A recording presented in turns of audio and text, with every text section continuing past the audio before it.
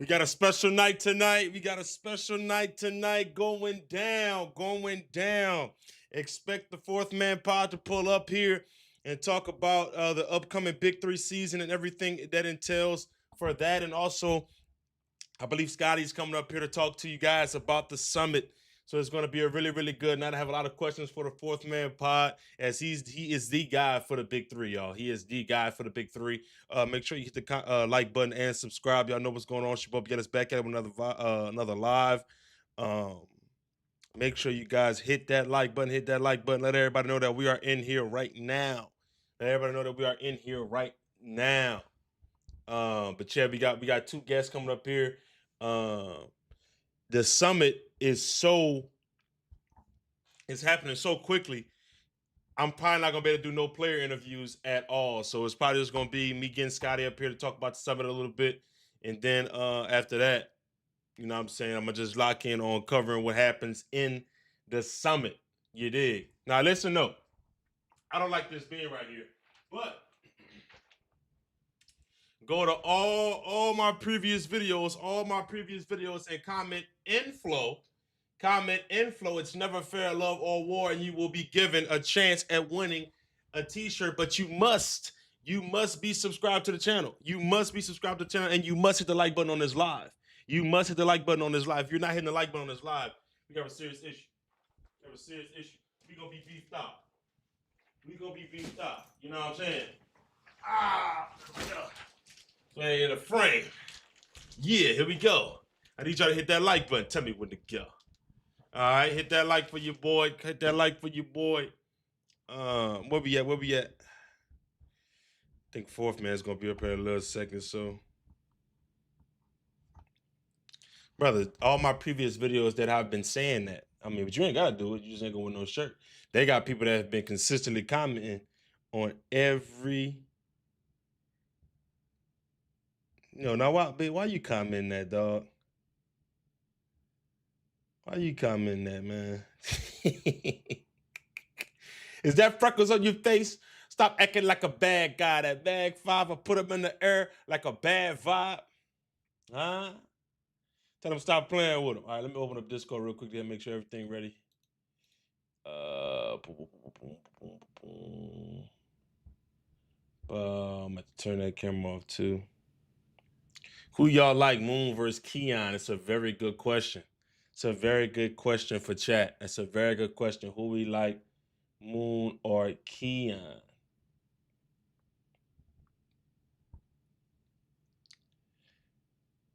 Who I like, Moon or I like Moon. I like Moon. I like Moon. That's just me though. In that situation, I like the seasoned vet. I like the seasoned vet. But let's go ahead and start off with this. We start with the daily news. If you're new here, we normally start off with the daily news every single time. We're also back streaming on Twitch. We're back streaming on Twitch. We're back streaming on. Actually, I got somebody in the Twitch chat right now talking to me. Shout out to my guy commenting in the Twitch chat, man. Shout out to my guy commenting in the Twitch chat, man. We see you in there, man. We got to grow that Twitch. That Twitch going to be a lot harder to grow now that it's been a minute since I've been on that Twitch account, but we are back streaming on Twitch as well. If you guys want to go to Twitch, I don't even know if I'm able to, you know what I'm saying, put ads on there on Twitch. Yeah, I think, yeah. Anyway, but let's go ahead and get to it. Let's do this real quick. Stinger, boom, and then reaction screen, and then boom. Chop the star. And as good as Rob is, and as much as he do, he need to play. Like he need to hoop, bro. He needs to hoop. He only playing twos pretty much, and it's like, yeah, as I said, Rob, like, bro, we want to see you play some ones. Yeah, I'm not gonna lie to you. The only guy, what's up, Walgus? What's up, my brother? And I ain't gonna lie to you. Now, does Rob have to play more ones? Yes, he does. 1,000%.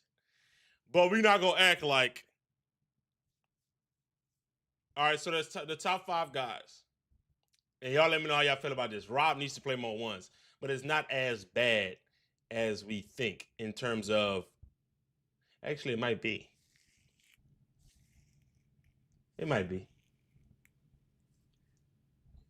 But a lot of these guys are, I always say this, a lot of these guys are playing a lot of 2v2s, 3v3s. A lot of these guys are playing a lot of 2v2s, 3v3s. You know what I'm saying? So, anyway. Bro, we know how crucial you are in 2s and 3s.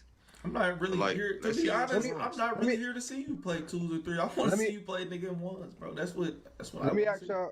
Just me personally. Let me ask y'all this real quick.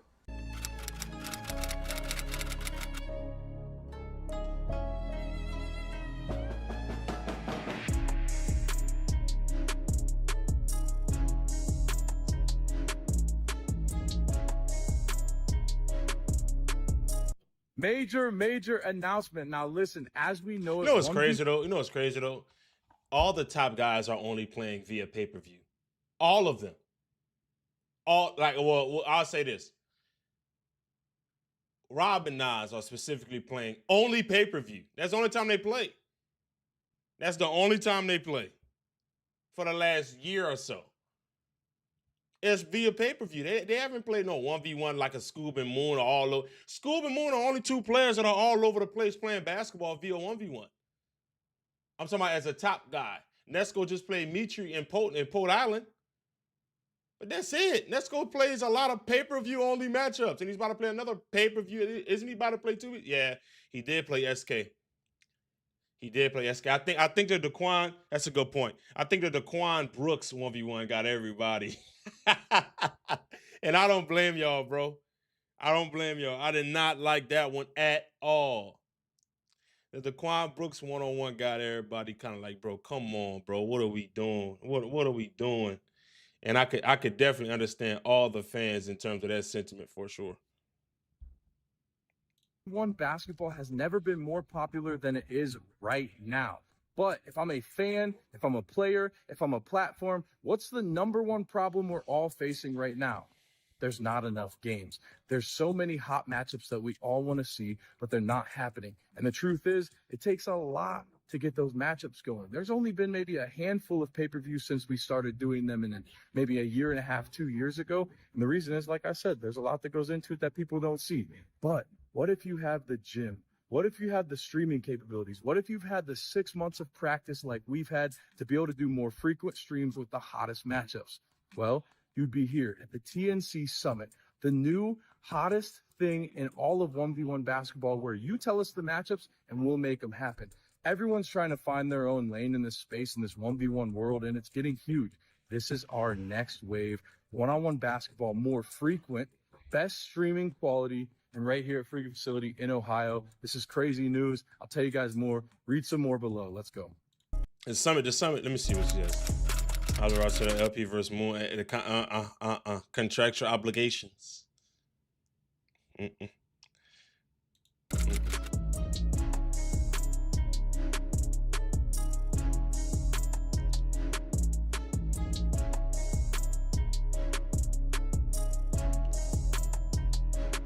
Hey, damn, 1v1 highlights. You're a little late to the party. We've been covering that for the last 3 days. Whoa, Dre. You talking about, oh, you need to play Nas one-on-one. But why don't you play me one-on-one, Draymond? Because you can't do no handoffs in one-on-one. You can't set no pick and roll in one-on-one. So all that extra talk is BS, and that's all my response was calling me the biggest bailout. Yo, bro, have some wherewithal. Get outside yourself. Have some humility. You know what happened, Dre. You know what was good to you. Now, that's it.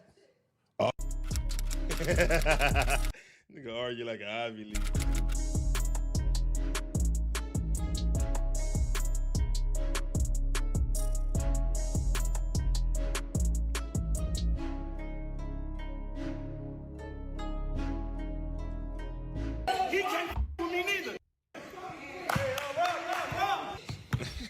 So y'all, all right, so we're talk, chat. Let's really have a conversation.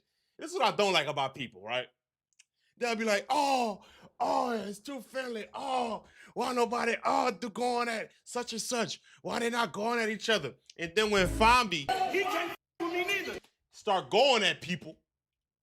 Now I was like, oh, why Fambi going at him? Fambi lost to this person and that person. He lost to this person and that person.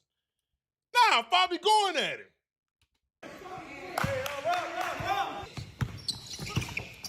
Anyway, man, let me see if I got fourth man pod in here. No, wait, he's not ready to go yet. Hold on. Oh, he's right here. Okay, bet. He's right here. Boom. Okay, boom. Hold on, brother.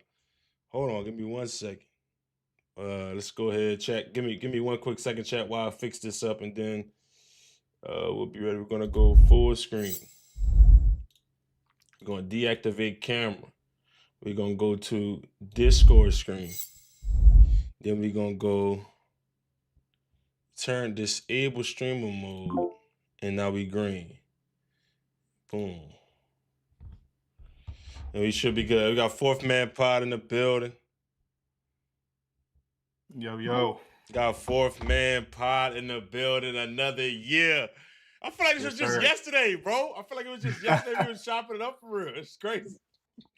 Bro, time goes by quick. I'm excited to be back on. I watched your video the other day and I was like, man, first off, I love that you're covering the big three a little bit more heavily this year. Yeah. But second off, I was like, man, some of the things you said, I just want to have the conversation with you, not only for you, but just for people in your audience, and hope I can maybe rectify the situation or make people feel a little bit better about the YouTube scene to the big three. Yeah. So I'm before we begin into everything, bro, let the people know who you are and where they can find you at, because when I post this, I want to be sure to plug you in.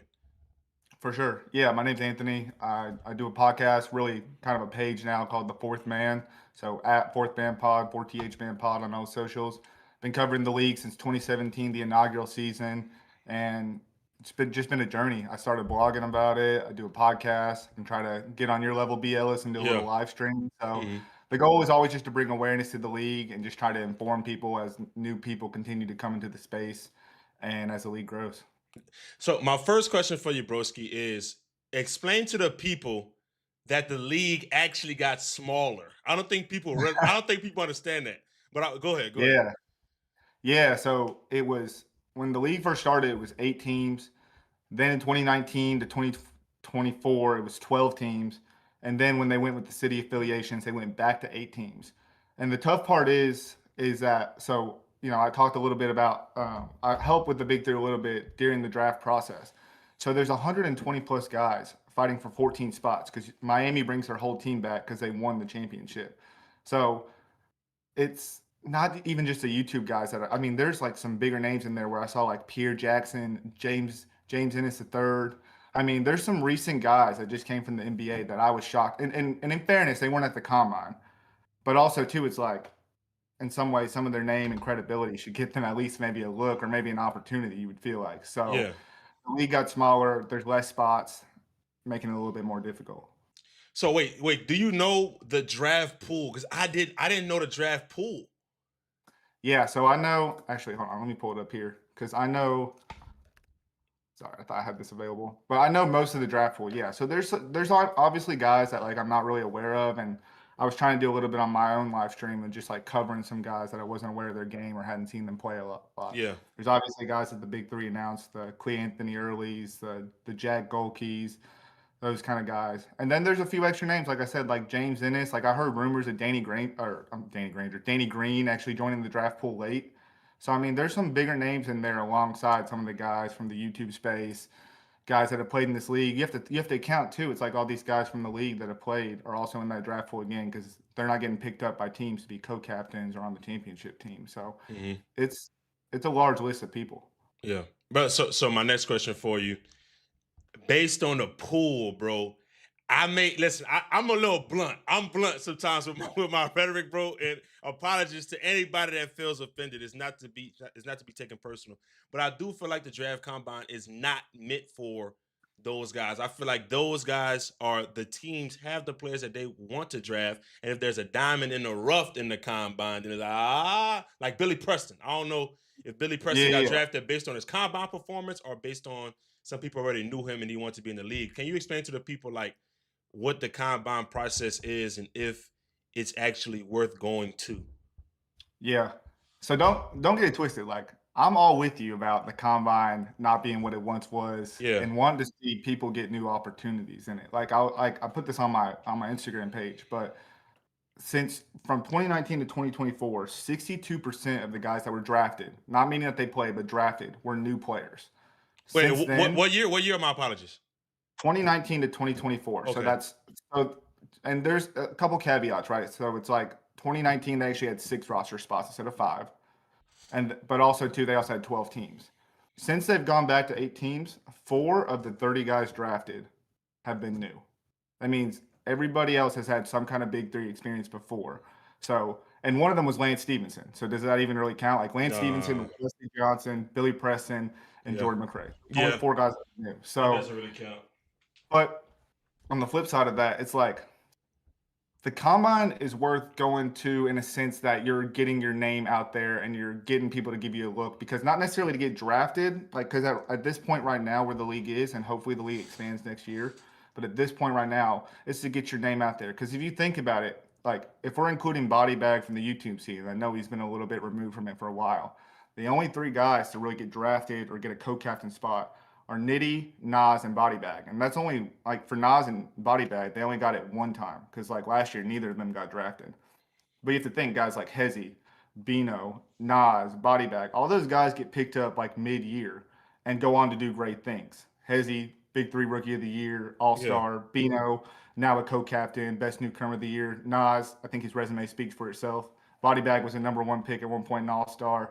So it's like in that case, it does matter. But you're right, like some of the gimmicks in terms of like Gilly pulling up and playing, and just trying to add some names to the list of the draft pool, like that is a little bit more for publicity, and that's kind of the unfortunate part. But in the sense of like you could get a look potentially down the line, that's where I think the combine's worth it. But I do think a lot of people are hosed too. So I think 2 things. I think this is 2 mutually exclusive things. I think the Big 3 fire. Like I'll watch it, especially since Nas has gotten drafted.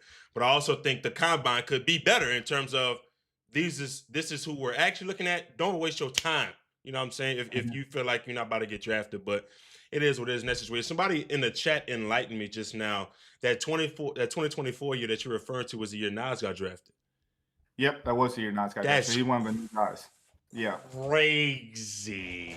Oh. Yeah. So it wasn't that long ago that like 2024, like 41% of the guys were new. 9 of the 22 players were new. Yeah. Again, 12 teams, about 5 roster spots. But so still a lot of newness. Like I'm all with you. Like I want to see a lot of new guys get opportunities. That's the whole point of this league. It's not to be competing with the NBA. It's to be complimentary in the sense to get another opportunity or see your favorites playing again, like in the summer. Yeah. But the tough part, I think, right now, and I think this is just my theory, but like right now, it's like the past 2 years, because you have less teams, obviously that leads for you to be able to pick the best guys. But the problem I think right now is a lot of teams are taking it so seriously and competitively. They would rather have a lower floor and take someone that they've seen recently playing the Big 3 rather than take the risk. Because here's the thing, 2-3 games in is when people can start making transaction moves and cuts, right? So why would they select somebody that they're unsure of and how they're going to fit the mold, or are they going to need the ball a lot, or whatever the style of play is early on, when they can potentially, if they're 1-2 or 0-3, like let's just take a chance on a Hezzy or Bino and hope that he can help us make a run. Yeah. And I think that's part of the problem in a sense. But again, like we've seen what the guys the point I'm making here, and really the reason why I have the conversation, I don't want people from the YouTube scene to think like they shouldn't try out for the Big 3, because I think they're great additions to the Big 3. Like I think different paths, different walkways make what the Big 3 is today. Yeah. What did you think about that whole situation with Lamar Peters and Steven Jackson? Going back to what I was saying earlier about like just because you didn't get drafted, like if you're at the combine and show yourself, like I think in Lamar's sense, like saying that, you've kind of now isolated yourself as the guy, and you said this, you've isolated as your guy that like you're not sure how you're going to react, and so you're not sure if you can have him on your team because you spoke out about one instance. At the same vein, like Stack did say that he was going to pick him apparently, and he admitted that said he was going to pick him. So for Lamar, like I think he still should have showed up to the combine and not necessarily took his word for it, but I understand why he took his word for it, because why wouldn't you? So in that same vein, it's kind of like, well, yeah, I'm speaking out. Maybe I screwed myself for the whole league, which sucks. But like, if he would have went to the combine, he could have, him not going to the combine means like he kind of screwed himself in a sense too, or at least for that year. The difference is like you screwed yourself for a year rather than potentially forever. Yeah, and that was my thing. I was like, okay, this is another situation to me where 2 things can be true. Stack, you wrong. That's crazy because you told him not to go to the combine. You telling him you was gonna draft him. Then once you admit it publicly on a platform like Instagram, where you know it's gonna get a lot of traction, it's like damn. But then I look at Lamar, it's like, bro, you in a professional setting, you know some cuts may happen. Keep it For P, sure, like, look. play a professional. And if you call Stack, and if you're like, yo, why? Instead of going public about it, just call him like, yo, bro, I thought you said you was gonna draft me. Then he explains to you what happened. He may be like, hey, bro, you know what? You right. Once some cuts happen, I may call somebody else, another team about you to get you on. I just feel like if you would have handled that situation differently, I don't know, man. It's tough. I mean, let's say Jordan McRae didn't work out, right? And like Yeah. he doesn't say all that stuff publicly. To Stack's credit, he did bring Nitty into this league, who played for a long time. He also brought on Hezigod, who went crazy for him and helped him lead to a playoff. He is probably one of the better known coaches to bring on people for that team. I think the tricky part for them right now is they're the only team still waiting on a player. Like their roster's not fully complete. And so that's maybe where they didn't want well, and they thought Jordan McRae was the best player in the draft, which is fair, but like whoever their third co-captain in is, I'm just gonna say this out loud, it's a big name. Like it's someone that's probably recently played in the NBA that's probably playing in Puerto Rico or China at the moment. And it could be that he wants to make sure that this team is completely set so that they can get that guy for sure. Like make sure that they get that guy. He doesn't back out of his own word. Yeah. Right. And end up picking someone else in the pool. So I mean that's my take on it. I think there's fault on both sides. It's unfortunate that he went and spoke out about it, potentially ruined his chances for any other team out there. That was my thing. It's like, okay, once Stack speaks out public and responds to what you said via Instagram story, now whoever follows him from the big three, which is probably going to be every freaking body, is going to know that LP it's just going to seem that way. I'm not saying LP's wrong in terms of how he felt. I'm just talking about how he responded to said thing. Now everybody from that big three organization, everybody from other teams is going to be like, oh, damn, he acted like that. And it's going to be like, it's a very unfortunate situation, man. What did you think about the championship last year? I think it was Miami 305, Detroit Amps. A YouTuber was in a championship as a starter with Trez. How did you feel about that, covering that? Man, it honestly is one of the best championship games I've seen. I think right now we're seeing kind of like the reason that we see Nas on a different team from triplets could be a result of how that championship game ended. Oh, he was on triplets. He was on triplets. I'm sorry. He was on triplets. No, he is on the Amps right now, though. So he is on Amps. Yeah. But it could be a result of how things played out there toward the end of him taking the 4-point shot and Trez maybe thinking, oh, I'm the best player on the court. Like, let me get the ball. We're up 3. We got 4 points to go. Yeah. But nonetheless, like an amazing game. Like the fact that like triplets was down so much and they did have a lead and really were in a game point opportunity. It's a great. I think it just credits the league on like how much it's grown at the competitiveness of it. And like you said, like there's a YouTuber in there. Like I think it's something to be said that like it doesn't matter what like walk of life you go through to get to this basketball journey. Like if you can compete. And it's the weird thing to me is like right now with all like Nas talking about like guys like playing former professionals and like he used to play at FAMU. What happened to the world where like you can get better as a professional, as like a player, right? Like Nas can only be the bench guy on FAMU. Like he can't be any better than that. That's the part that's the stuff that like makes me angry about it. It's like, well, I don't know if he can compete against Austin Rivers. Like I know his own resume, but like I don't think we need to go back to his like FAMU days. That's not the same guy he was that he is today, right? Yeah. So yeah, but the game was amazing nonetheless. Yeah, so realistically, do you think? All right, how do I phrase this question? Do you think YouTubers have a legit shot at making the league going forward, being that there's only 8 teams? It's a great question. Let me answer with a question. Then I'll respond to your question. Okay. Are most of the guys in the 1v1 like YouTube space outside of Bino maybe most of them are like 6'3", right, and or smaller? 6'2" or smaller. Okay, so I was kind of looking into this a little bit with that assumption, and the tough part is like the league emphasizes size and versatility so much. Obviously, being in a 3-on-3 setting right now, like I was looking at it, and like right now going into today, there's only 5 players under 6'4". Jeremy Pargo, Mario Chalmers, Chris Allen, Leandro Barbosa, and then Nas. So right now there is I feel like a little bit of a move away from the smaller guards. with the thought of like we don't want to have a defensive liability regardless of the offense they bring. Yeah. Right. That being said, like you do have 4 or 5 guys that have been in the YouTube space that have played in this league. 3 of them that are in captain positions Yeah. right now. So you don't know moving forward the opportunity that they might get if they play well enough.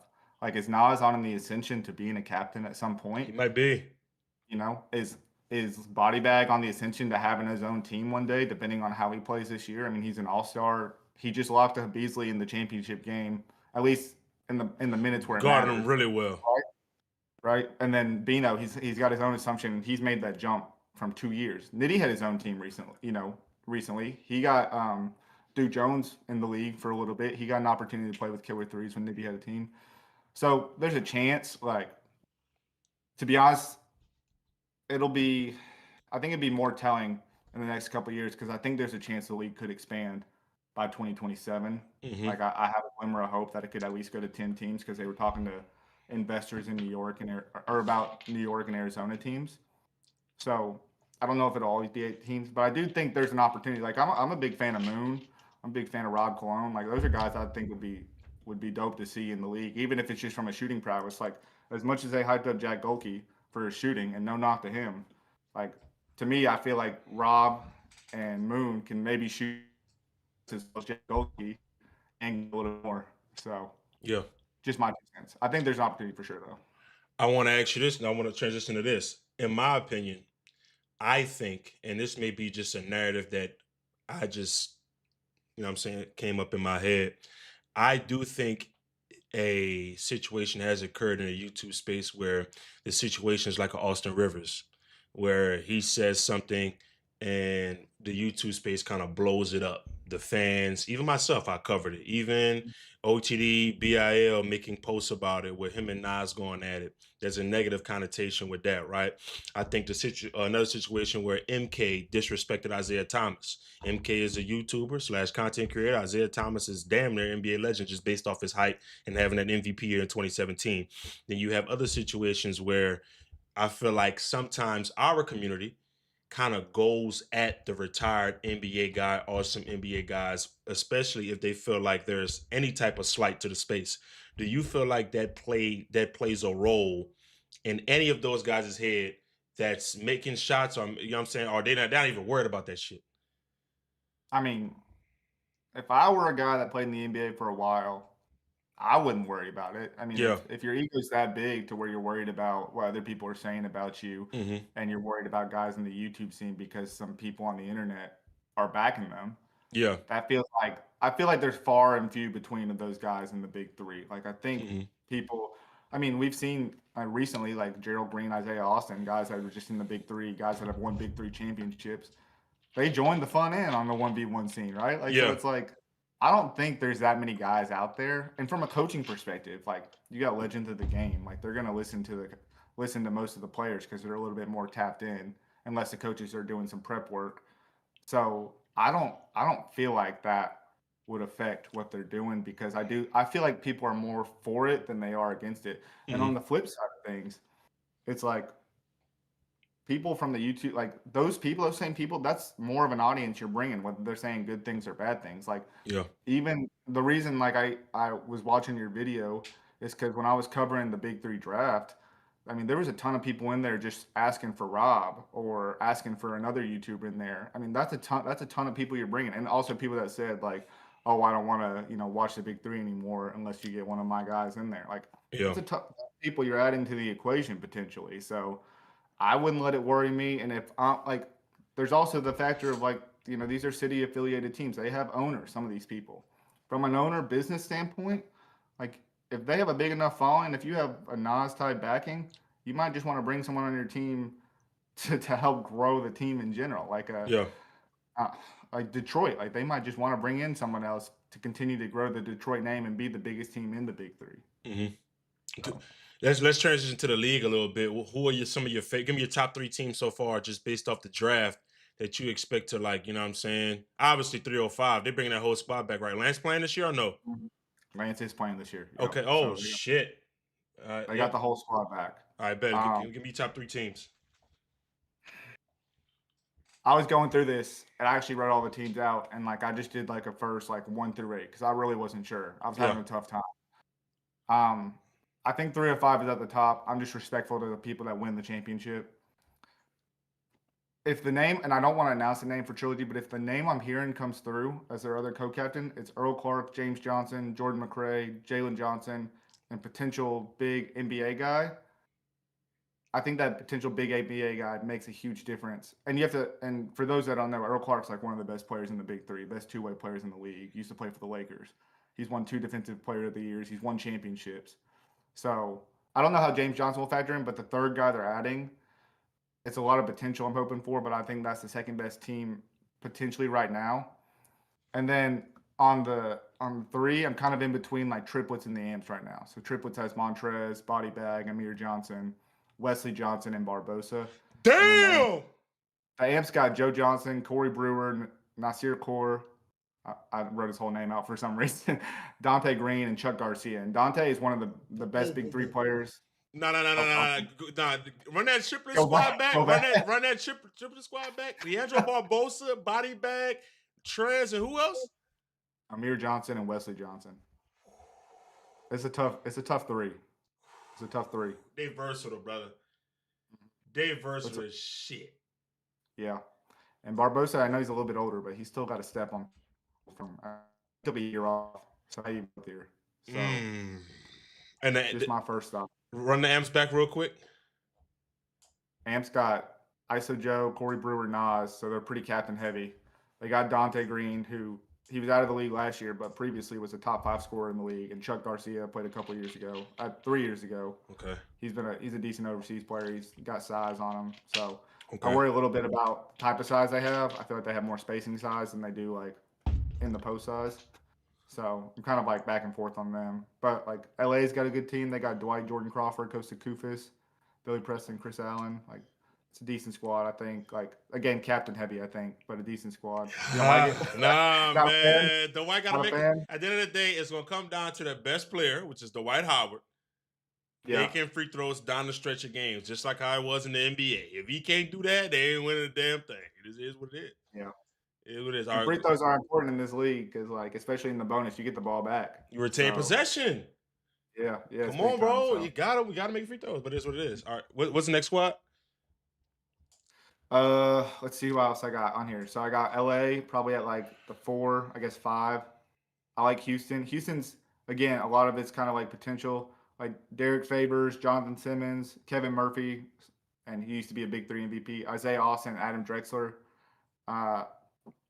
It's a little again like I don't know what Derek Favors is going to do. Jonathan Simmons is a monster. How's the bench going to look? And like again, kind of going back to like the combine and everything like that. Not to get away from the teams, but like I just mentioned Adam Drexler. You know, like another problem is you only got 14 spots. Well, you said it best. Connections matter. In everything. Yeah, like Nas, he knew Rio from a 3-on-3 event a few years back. I think it helped his case at the combine. Bino knew Darnell Jackson, who just retired. Shout out to him.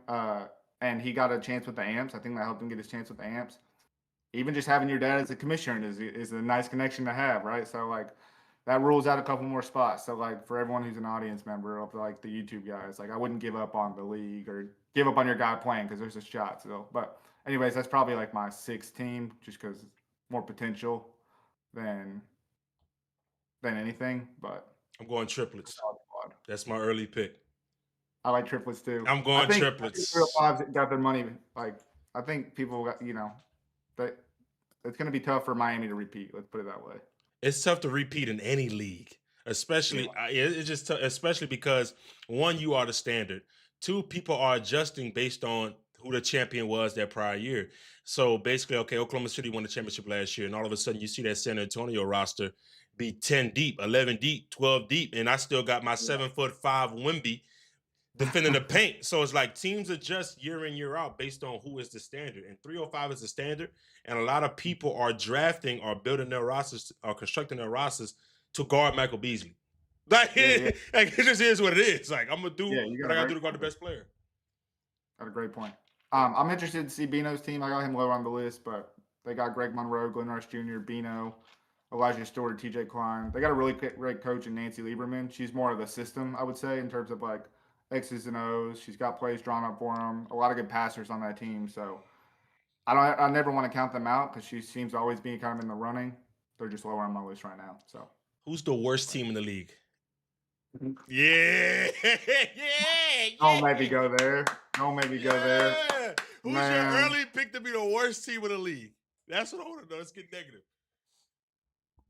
I'm gonna bring a little bit of explanation. So I got Boston as the worst team right now. They're the Ball Hogs. First off, that team has never made the playoffs, whether they have a city affiliation or not.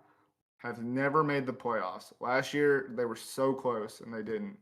The team is pretty much 4 of the 5 guys are new. And the only thing about them is I feel like they constructed their team at the very last minute, and I'm not sure how it's going to mesh. They went straight Big 3 experience. They got Jeremy Pardo, Darwin Green, who's Gerald Green's brother, Deshaun Stevens, Quincy Miller, and Ray Nixon. So a lot of Big 3 names, a lot of guys that like for a long time were fighting their way to get in the combine, and now they finally stuck in the league and made a name for himself. But they got they got a few champions on that team for sure. But it's like I just don't know about it compared to everybody else. Was that not their roster last year or something similar to that? So they had Simmons and Murphy last year, who were both on Houston now. Okay. And they also had I'm missing. They had Deshaun Stevens. He was on their team. Yeah, I knew Deshaun Stevens was on that roster.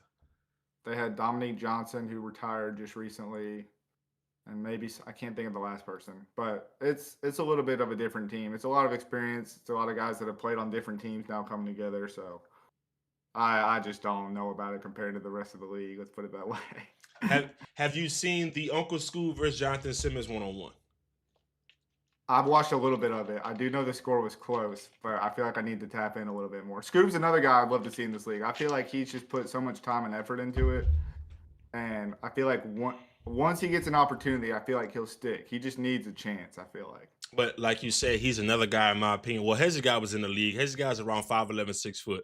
Scoop is about 6 foot, 6'1". But Scoop is another guy that is battling the size problem in terms of a lot of times in the Big 3. I'm a switch hunt. Like I'm hunting whoever's the smallest guy on the floor is. I'm gonna go to the mid post and I'm gonna go to work. That's a lot of the Big 3 is, and a lot of our guys are on that 6 foot to 6'2" realm. The only guy that I feel like that can, let me not say that because somebody's gonna take offense to it. The guys that can best hold their own is Rob and Nas just because of their size. You know what I'm saying? We got a guy like I don't know if you've seen BJ Fitzgerald. I feel like he could be really good in the Big 3. He's about 6'6" shooter. He could defend. And probably Caleb Huffman. That's it. But both of those guys are overseas in Dominican Republic. So it's just tough for our guys, man. It's tough. It's tough. Unless you got a connection. Yeah. It's like the thing is like do you feel like Scoob and Zay is another guy I really liked. I know he played in the G League for a little bit, but like Scoob, Zay, like those guys, like my other thought is like not just meshing with the team, but like are they guys that like need the ball a lot? Because like with Hezzy, he needed the ball a lot in order to like have his best game. Like I'm not saying he couldn't play off ball. I'm just saying he was best with the ball in his hands. And I think sometimes teams like they may already have like a primary ball handler that they're hoping for, and so bringing in some of these guys that need the ball a lot, that's kind of the risk they're taking, especially in a league where you only have such few games. Like you want to get off to a good start. Like, who do you feel like plays best off the ball, or do you feel like some of those guys even need the ball and are better off ball players than people realize because they only play one-on-one most of the time? Scoob's a great off the ball guy. BJ, Nas, Rob, Scoob.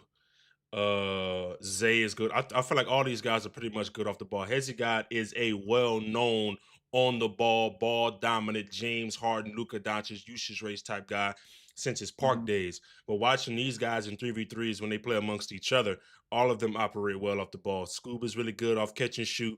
Zay has developed his catch and shoot game. Rob is the best shooter on YouTube. So like a lot of these guys can catch and play off closeouts. So nobody we've named so far is going to be ball dominant to where a team is looking at them like, yo, bro, what the hell are you doing? Maybe that's the footage people need to see then. Like, honestly, I think I don't know how much it would help, but I feel like it could go a long way. That and just showing to the combine. Like I saw Rob on IG Live. He didn't know if it was worth it to go to the combine, which I understand, I respect. I just feel like, again, it's like getting your name out there, making connections, meeting people. You never know what happens. That's a thing too, because I think Nas, although he had that connection with Rio, somewhat of a connection with Beasley. I just think going to the combine 2024, showing that how can I say this? He is bigger in person than he looks on screen. You know what I'm saying? And he's showing that to the scouts, and now he's making shots. He's coupling that with making shots and showing his skill set. They're like, oh, he really is like that. Yeah, let me go. I gotta make sure I give him a shot. You feel what I'm saying? It's the same thing for me with Rob. I wish LP would have went, bro. That's the diamond in the rough. Every captain is there. At the end of the day, like maybe everyone from the combine's not there, but every captain is going to be there outside of Miami because they need to be there. Every other captain's there, so it's like at least if anything, you can just tear up the combine and you just get some good footage for your own social media, resume, channel, whatever the case is. Like I think there's a lot of plus side in going to the combine. I just it's hard for me to say, and I understand why people don't go to say it's worth it in hopes of being like drafted necessarily. So, question: have you watched any of LP? That's not 1-on-1. I just watched some of his highlights from. I mean, I watched some of his highlights from like when he was playing in the G League, and then when he played at Mississippi State. I mean, he's disgusting. I think he would succeed in this league. That's the thing. I think he'd do really well in this league. That's the part that hurt me the most is like watching some of that, and I was gonna post it, and I was like, no, I think enough people have posted about it. It just kind of sucks at the end of the day for like it to go down the way it did. Yeah. Who are you looking forward to the most this year? Watching early MVP favorite, early defensive player of the year favorite? I'm excited to see Montrezl Harrell and Leandro Barbosa in kind of a two-man game and like kind of see them like Trez in year 2.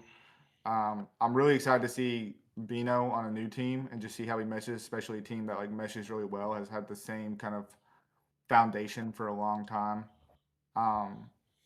My most intriguing person is to see if Kosta Koufis, like how his style of play fits into the like I think it fits into this well. I just wonder how like he gets going and just how he ends up playing alongside the Riot. My MVP favorite, man, I mentioned his name earlier. I'm a big Earl Clark fan. Like I think he's won 2 defensive players of the years. He's been a top scorer. He's been a top rebounder in this league. Like I'm wondering if this is the year maybe he could do it. And then Nas is always just like interesting to see, you know, the ascension. Like, does he continue the ascension to the sense where he's the MVP? Like, how does he play off Joe? That's gonna be really fun to watch because I feel like Nas has learned a lot from that championship game, and you gaining all that experience, and now you're playing with a Big 3 champion, right? Once or twice? Joe once. Once Big 3 champion, and if he ain't get hurt last year, he probably would have been 2-time the way they was looking over there. So yeah, I'm curious to see how they look together. That's a nice little duo right there. For sure. And that's all obviously excluding Bees. Like Bees is always in the MVP running for sure. So I mean, can do it for a third time. Jordan McRae's the other interesting one, I guess. Not only, you know, just to see how his game comes forward and see if he's really the best player in the draft, but like potentially to see like what if, you know, what if it doesn't work out and who, you know, potentially if that could have been Lamar Peters, maybe it's somebody else potentially, but you know, just to see how that plays out. All right, my last question for you. All right, before I let you get up out of here. What is your honest, unfiltered opinion about the YouTube 1-on-1 scene? What is your gripes or the things you love? I want to know your as an outsider. You've covered the Big 3. You haven't covered the 1-on-1. This is a perfect question for somebody that just casually watches the scene. I want your honest opinion. What do you hate? What do you love? Well, I love the scene in general. Like I love the games, the format. I'm a big fan of it. I try to watch it as much as I can just to be real. I'm a big fan of a lot of those guys. Like I said, I'm a big fan of Moon and Rod, so I watch a lot of their games for the most part. I was gonna say that like I hated that the different not leagues. What am I trying to say? The different platforms weren't. You couldn't play on different platforms or whatever the story was behind that. But now they're kind of doing that and everything. Yeah. So it's hard. I guess I can't really say that anymore. My biggest gripes. Man, it's hard for me to say. I'm just like I'm just such an enjoyer of it. Like I would say, like if anything, like maybe there's some inconsistency in terms of like how calls are being made. It's my gripe in the Big 3. Like it's supposed to be a more physical league, yet you see a bunch of touch fouls and things like that. Like I hate in the 1v1 games where like games end on a free throw. Like I hate it in the Big 3 too, and they try to avoid that. with a certain rule they have in place. Like if you're on game point and you get fouled, the first time you're fouled, you do a side out. And maybe they do that 1v1. I just don't know. But I hate when games end on a free throw. I hate when it's like sometimes it seems like it's always physical, and then like late in games it just kind of let up and gets a little bit more touchy, like touch foul, whatever the case may be. Like those are probably like my biggest gripes. And I would say like, man, there's a couple matchups like I wish like I've heard people talk about, and I'm kind of like at this point just kind of on board with it and following their footsteps. Like I would love to see games like Nas and Rob and some of the bigger time matchups. Like I would love to see like maybe guys that haven't like won a lot of games but are really good, like challenge like the best of the best for like kind of the title or the belt or whatever. Like I would just love to see more of those matchups. But Yeah. in terms of the entertainment itself, like the product itself, like I'm a fan. Like I said, I'm always trying to watch it, or I just watch your videos sometimes and catch up Oh. on it. And Mm-hmm. yeah, it's a good Yeah. way. I love how much it's being covered too. Like right now, Yeah. like I'm following a few different people just covering it that way or watching that way. My brother, any last words you got for the people? Anything else you want to say? If I let you get up out of it, man, it's been a pleasure. No, I appreciate the time. I just want to say a big thank you to you. I know I reached out and I just wanted to have a conversation, so I appreciate you always being open to it.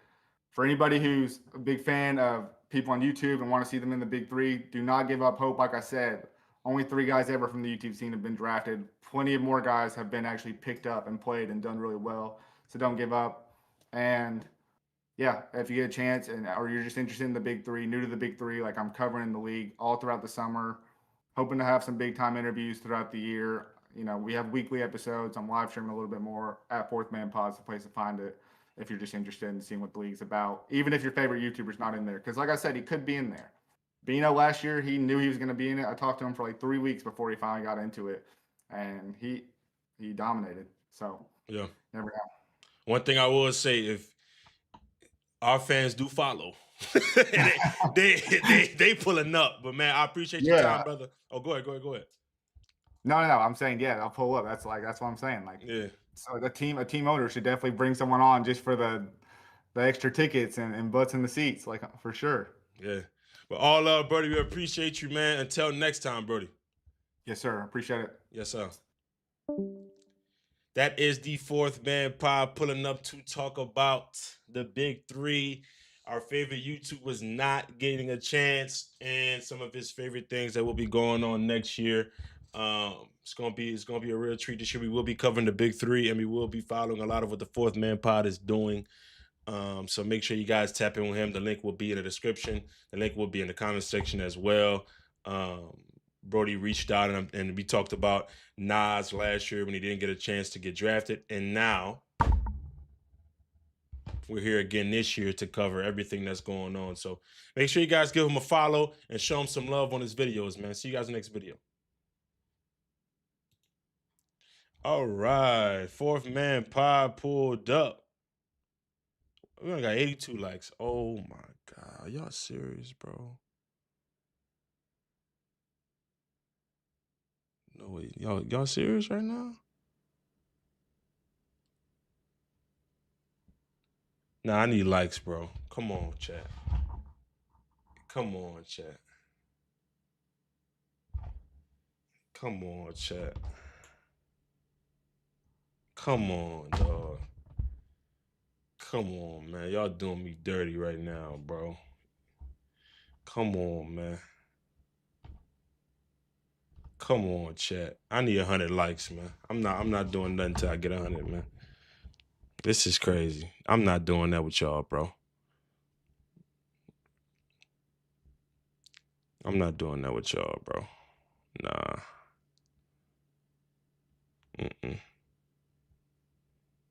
Nah. That's crazy. That's bad bump right there, bro. That's horrible bump.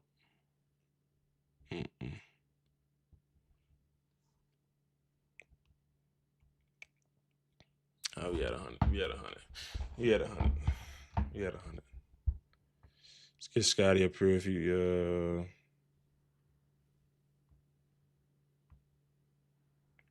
I texted Scotty. Oh wait. Oh wait. Yeah. Okay. Scotty just tagged me in something.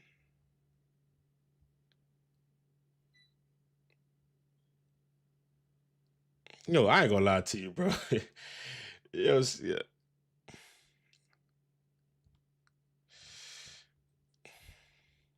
That flyer funny as hell.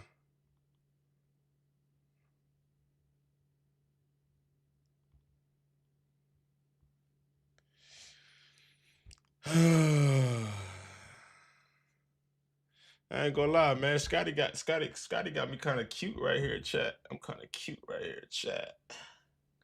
Y'all can't see. Let's go to Instagram. Let's go to Instagram.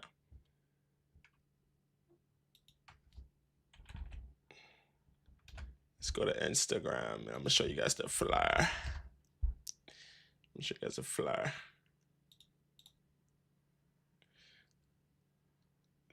The flyer.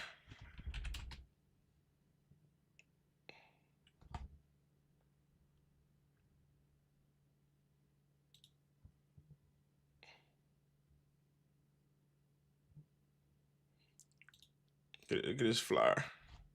And I'm kind of cute right there, chat. Hold on, let me go back to my reaction screen, man. Go back to my reaction. In this car, let's go back to the reaction screen, man. Kind of cute right there, chat. Tell him stop playing, you heard? Tell him stop playing. Tell him stop playing. MED live show. How the hell?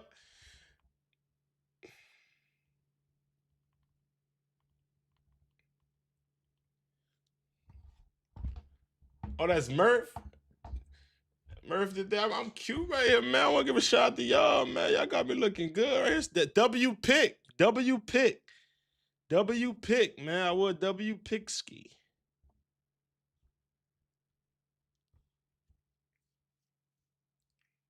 Oh, what the hell going on with my stuff, man? There we go. Oh, shit. Yeah, man.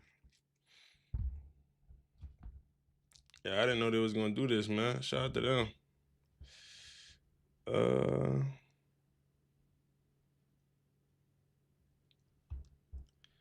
Let me see.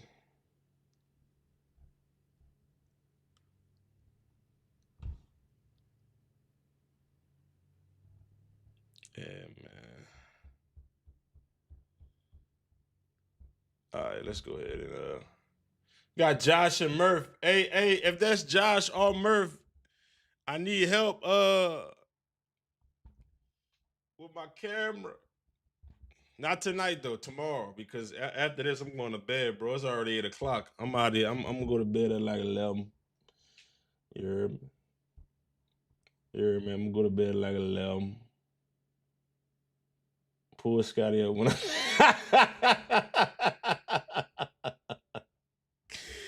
I definitely was. I definitely was. All right, what we doing in the meantime, though, man? I guess we could watch this right here. Oh, that's perfect. We can watch this right here. Let's do it. Let's do it. Let's do it.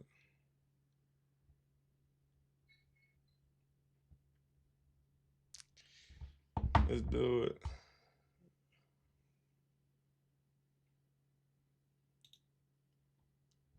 Let's get to it, man. Let's get to it. First of all, I'm about to change this. I'm about to change this battery, bro. Because y'all know what's gonna happen. I'm gonna be in the middle of the reaction, and then y'all know what's going on, bro.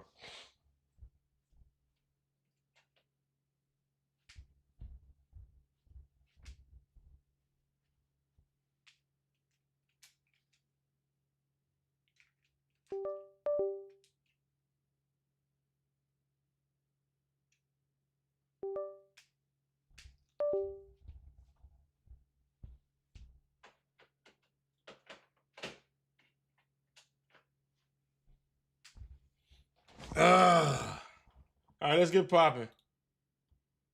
Let's get it popping.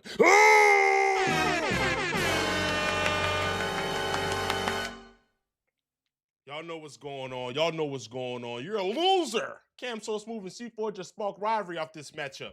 Y'all know what's going on, man. If you guys want a chance to win an NBD shirt, it's Never Fair Love Award shirt. Comment down below on this video. Inflow.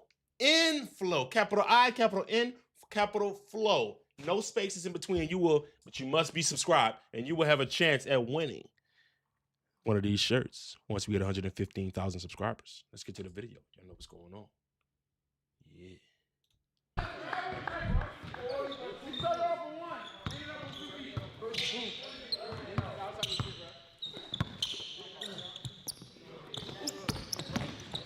The world!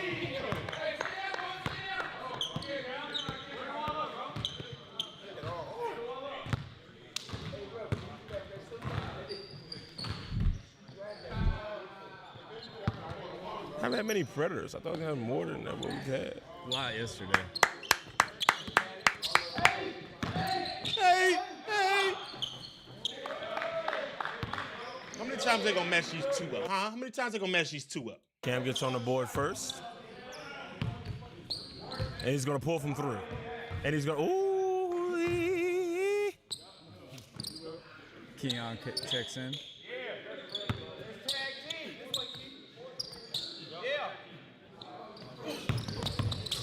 Oh yeah, keep guard. Oh, it won! That hurt. I'll keep it all the way. I'll keep it all the way 100 with y'all, right? And I'll lie for you if I lie to you. This is our motto. This is our new motto. Can we get some people saying that in the chat? I lie for you before I lie to you. Shout out Ocho Cinco. The ending of this season, it wasn't my favorite. All right, and the commentating definitely made it seem that way. And I want to apologize to y'all. You know, it wasn't my best work towards these last 2 episodes. Right in the notes. Bug to the line. Get some make. I guess his foot was on the line, B. Oh, wow. Yeah. So it was a 2.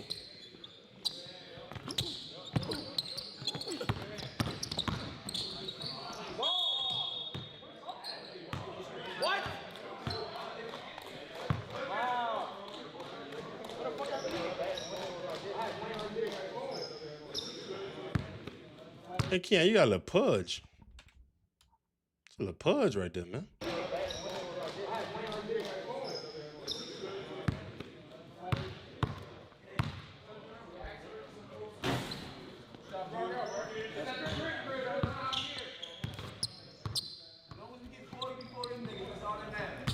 Here we go, Bug. Up 2. Got fouled 2 times in a row. Moving, grooving, snatching, crossing. Good defense from Keon. Matter of fact, never mind. Maybe you know what I'm saying? Maybe I was in my bag. This is me not in my bag.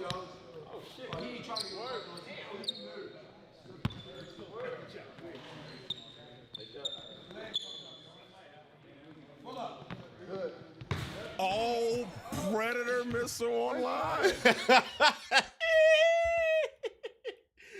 Boy, that is a triple kill. Do you hear what I'm saying? Hold up. Good. That shit was a nuke. Oh my. 3 EKIA. He just got a chopper gunner based off that kill streak. Oh, Predator missile online. You got me right here. You got me spitting no more. We have been blessed. We have been blessed. Hey, you can really fit that little boy. I ain't gonna hurt you. I know.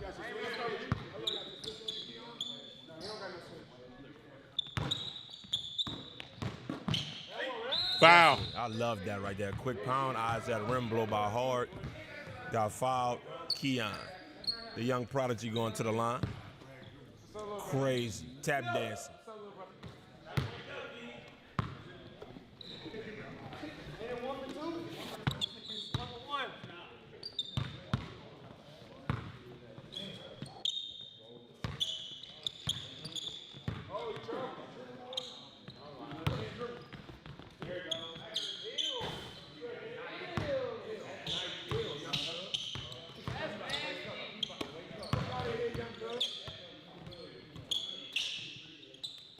Foul.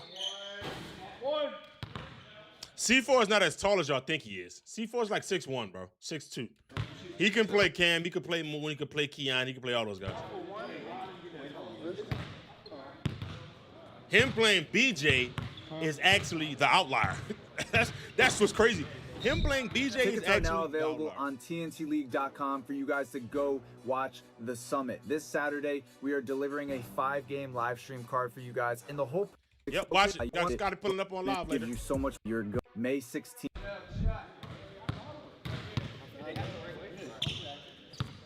Here we go. C4. C4. Imploding. Kept his balance. Good D there from Cam. Great defense from Cam. Why is another matchup I want to see? Two explosive guys. Anytime two explosive hoopers. Every time. Bro, what y'all think I'm on live for, bro? What y'all think I'm on live by this height for, bro? That man's 6'1", bro. 6'2", that's it, max. He not 6'5".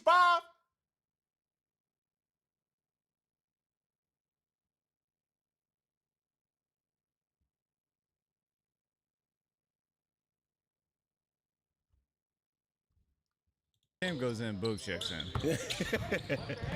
And to the Baja he goes.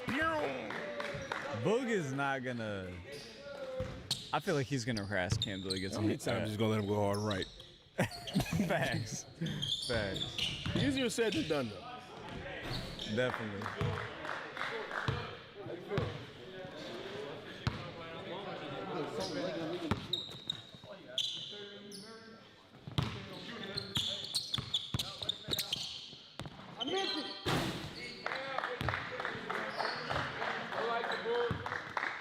It's tough to shoot that deep three off the escape dribble the way he runs away.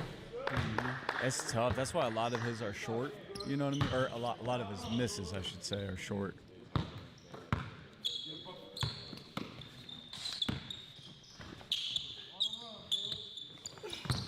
Hard right, Boog, bump it, land. Ah!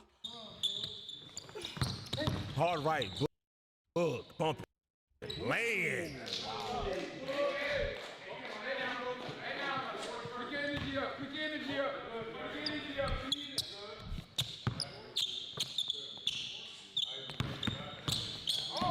Throw out. Loves the throw out.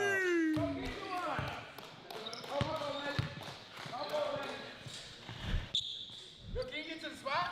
Can you get to the spot?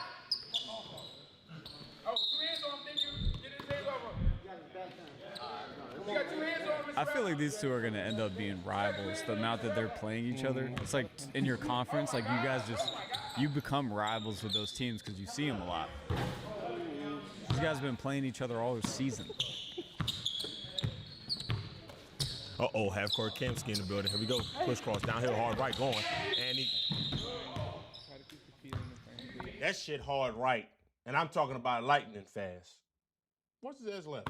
Who's faster downhill? I'm going to give it to Cam. Me too. Yeah. Like, I feel wind when he goes. Like, good bucket there. Free throw make, 9-6 ball game, tag team 1-on-1. Does this matchup interest you? Well, for sure. Yeah. Me too. Ow! Put it in a baby's ass after Two. you wipe it after you shit. Oh my God, it's clean.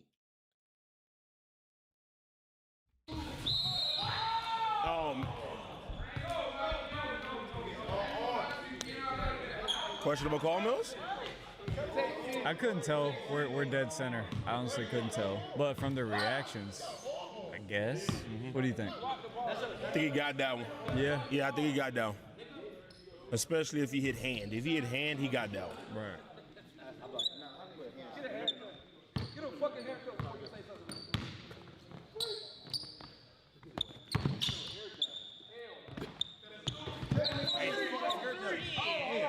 Another one.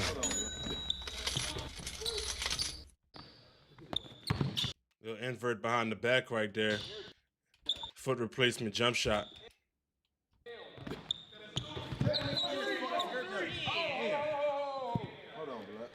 Oh, make sure everybody's good.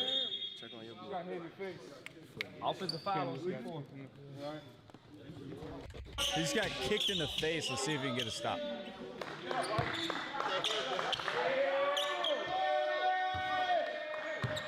Oh, well, Cancel Swoop is officially awoken. He better not score here. He better not score here.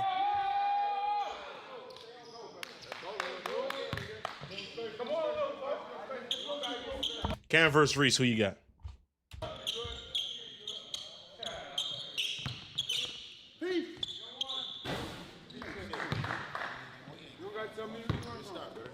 It's a phenomenal matchup. I want to see this. It was! I want to see this.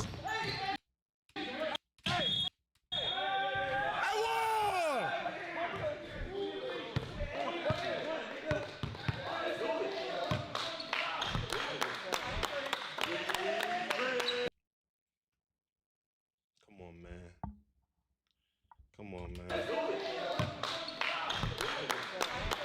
She don't call me baby, boo. That's what it sound like you. That's what it sound like you about to start rapping, dog. She don't call me baby, boo.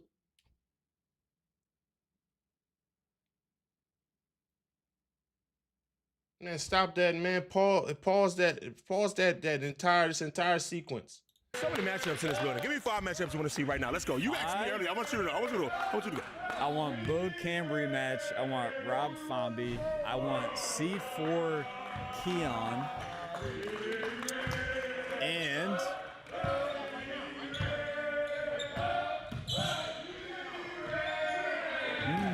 Predator. He is not exempt from the law.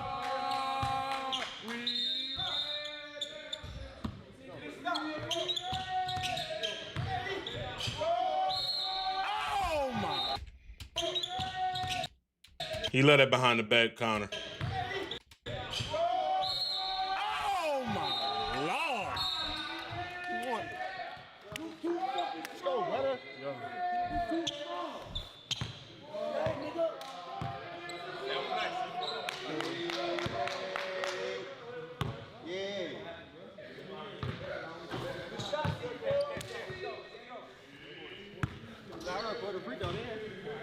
Half court C4 ski ready to explode.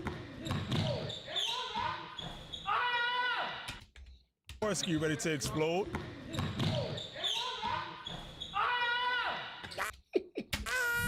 Today's video is sponsored by Pride. Here on this, we get 50. Put in 1,000 winning right down. Keon in the building. I like this matchup too. I really do. I love all these matchups. Oh, anchor step lost a little bit. It did.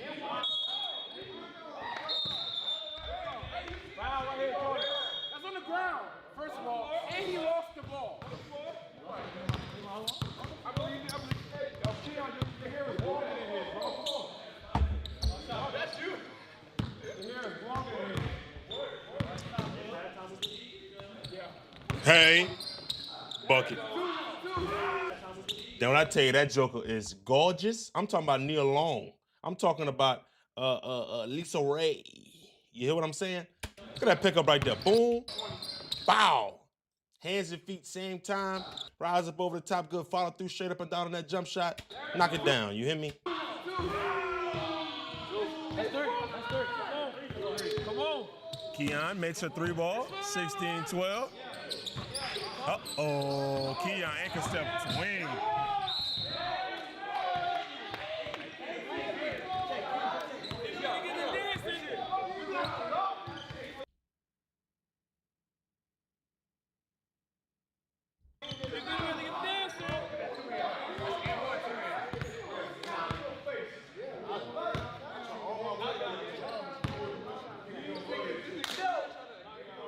Oh, missed free throw there. Changes the possession.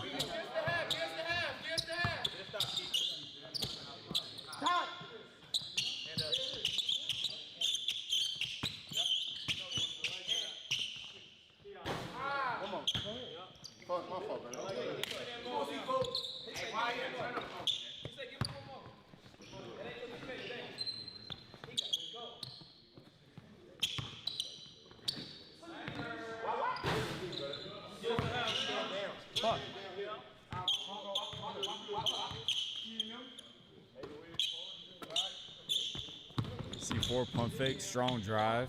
I feel like he should take that step on that. Yeah, he should 1-2 it if he's going to do it. That's a very tough. That requires a whole lot of touch there.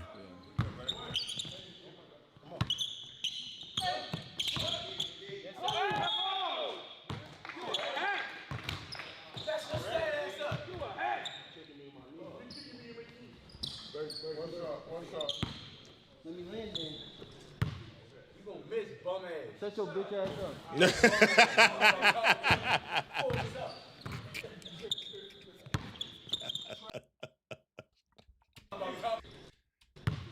You gonna miss bum ass. Shut your bitch ass up. Bum ass. Focus up.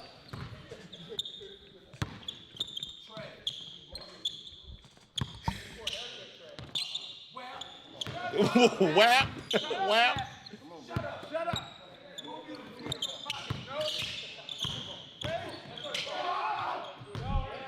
What the hell was that, C4? Did you? What is that like a? Was that a yelp?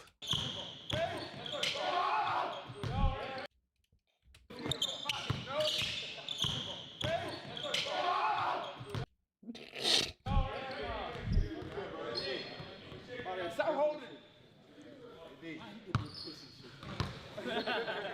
I want that shit too. I ain't got to kill these niggas no more.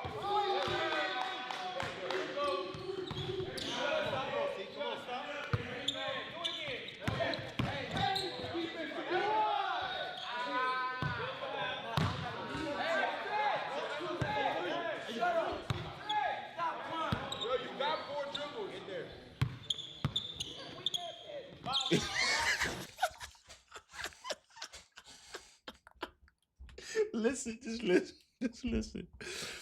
Chat, just listen, please, just listen. Got 4 dribbles in there.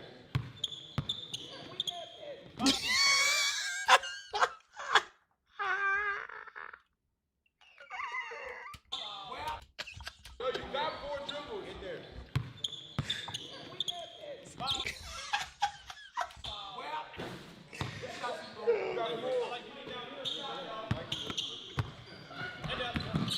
Oh, that's so hard to guard right out of the hezzy. That one dribble after the hezzy. Wow. Tie game. Hezzy burger from Cam in the previous. Hezzy burger from Cam. Oh, this video is so funny. Why his mind instantly go to Moon and watch Moon response? Hezzy burger from Cam in the previous possession. Hezzy burger from Cam in this possession. He fixing hamburger sliders.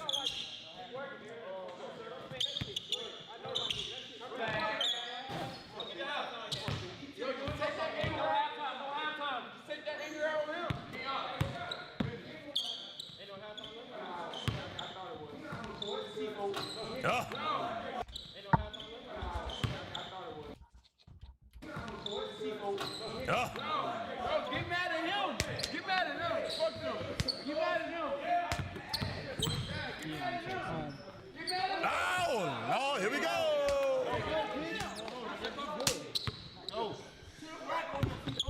I need to switch it.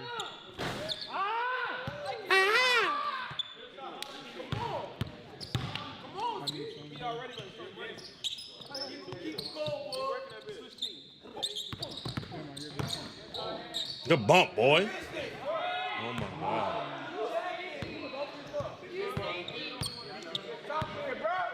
Come on. Come on, bro. Oh. Fuck that. Hey. Come on,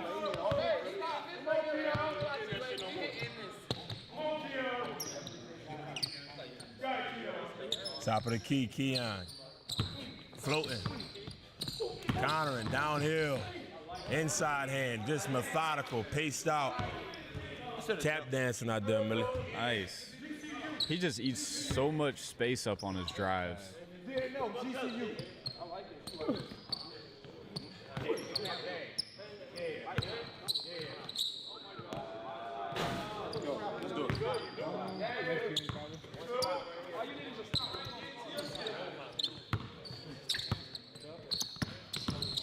Left hand, yes sir, beautiful. Beautiful. Beautiful. Left hand. Beautiful pace into an explosive drive. Yes sir, beautiful. That's what I'm saying. When Cam goes hard left, I feel like he could finish here. He's jumping over guys. Go I ahead. like that book possession because sometimes he wastes 2 to 3 dribbles in place, but he's so athletic. That time he got side to side and covered more ground, and then went straight line.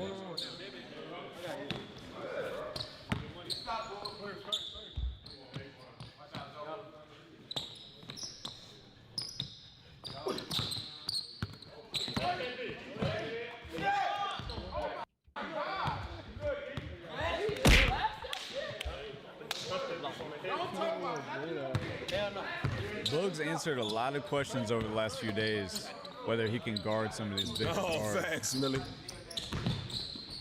No way. Oh, facts, Millie. No way. Facts, Millie.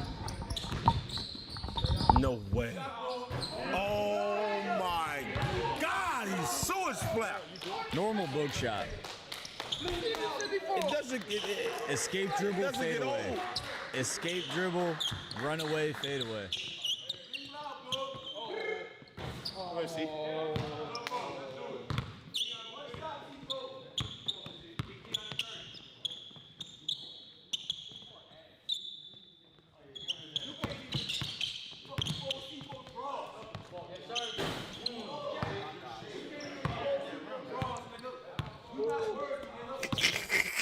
Moon is going crazy.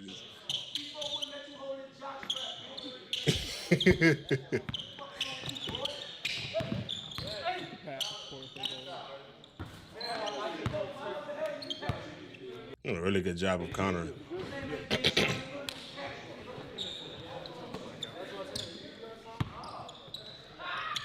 Shot, boy. Yeah, let that go. Ooh, it's right there. And it's good looks.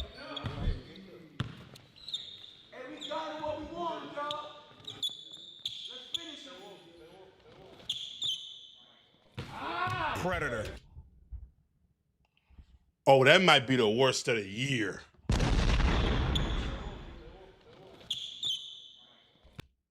Oh, no, it's not. It's not C4. My apologies. Predator. Missile online, H130, your chopper gunner. Income. God. Damn. Oh my God.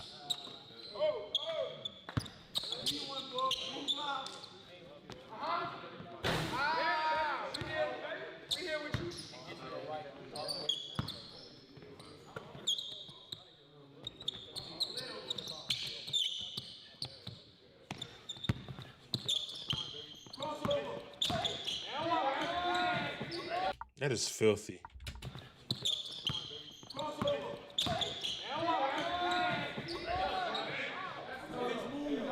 I'm about to come up on some bread. Why my hand itching like that? I ain't fouling. Hands up.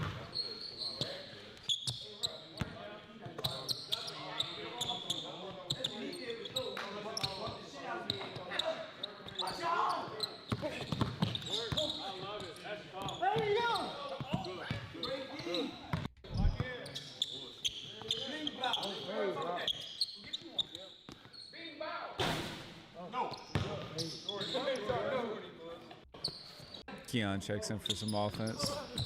Cross. Hip swivel. Keon bullshit. Just hasn't been able to find his rhythm in these tag teams.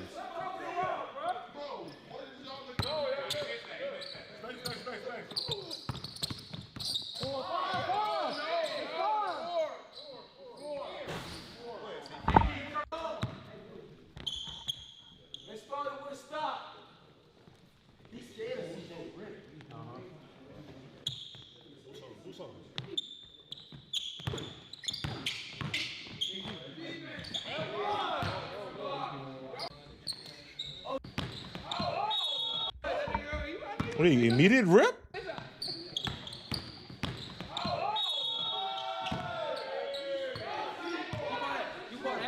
Shit, baby. On me.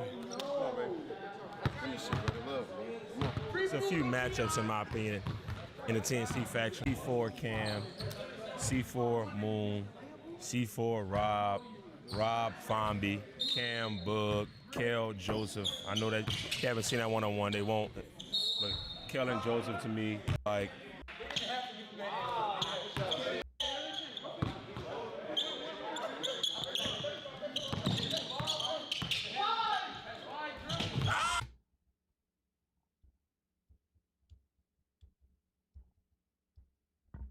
You predator that layup like that? That shit was crazy. Look historical. I've never seen a predator layup like that in my life.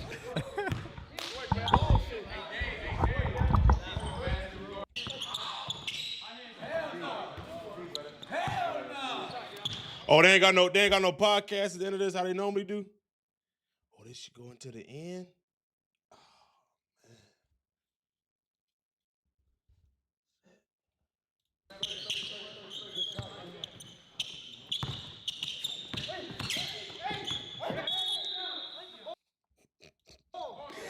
I can't, bro. This shit ain't. Fuck out of here. That shit box. Yeah. What you say? C4 can't fuck with me. I love it.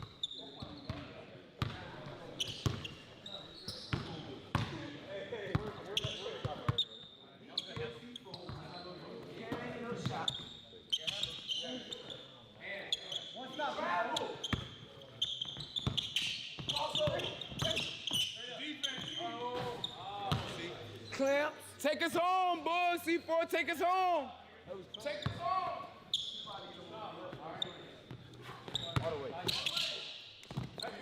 Oh my God.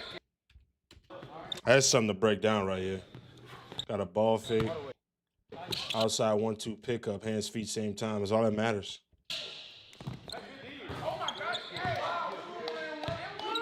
That's a shooting hand pickup, tough as in basketball.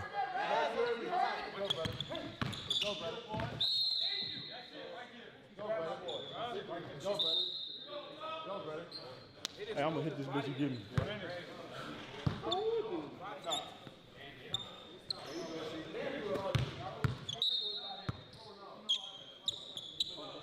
No. 2 seconds.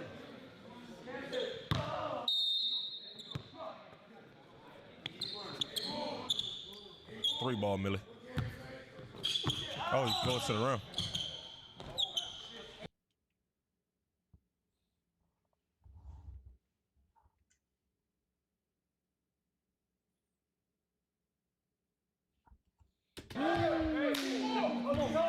So tough. 13-point lead. He might close this out.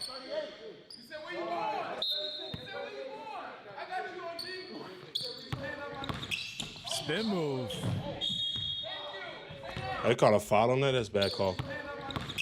Spin move. It's a bad call. It's a bad call. It's a bad call.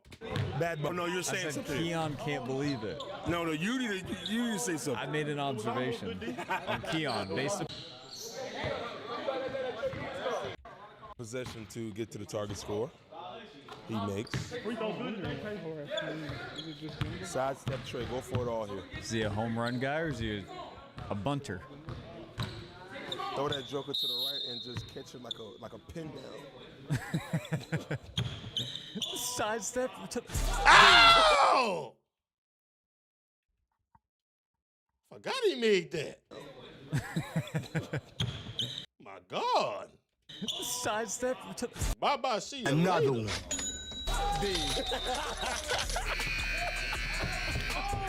Great call, man. Within just that tag team one-on-one that we'd like to see as a TNC faction. Millie, any thoughts? Not at all. Great bump. See you guys in the next video, man. Our final episode is this season. That episode, it's all tight up in here. Oh, whoa. Hold on, we're still going. And We're gonna win. it'll be 10-10. C4, 40-23.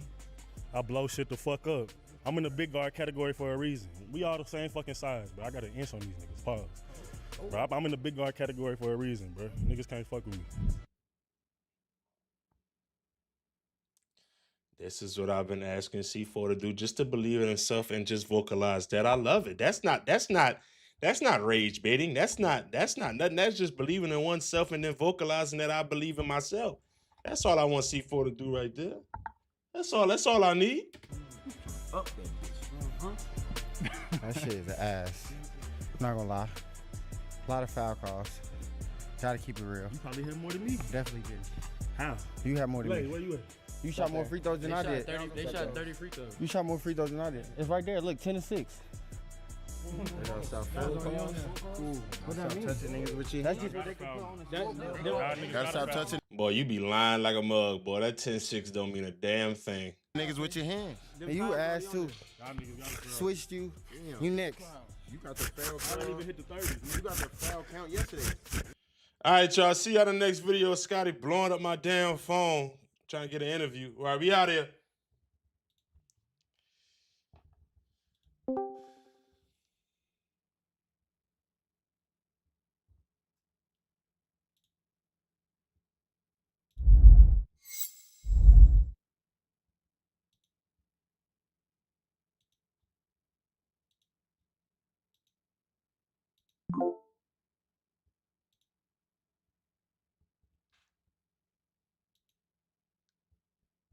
Yo. Me, you hear me? Yeah. I don't... Okay. I was gonna say I couldn't hear you. Let me see. Yeah.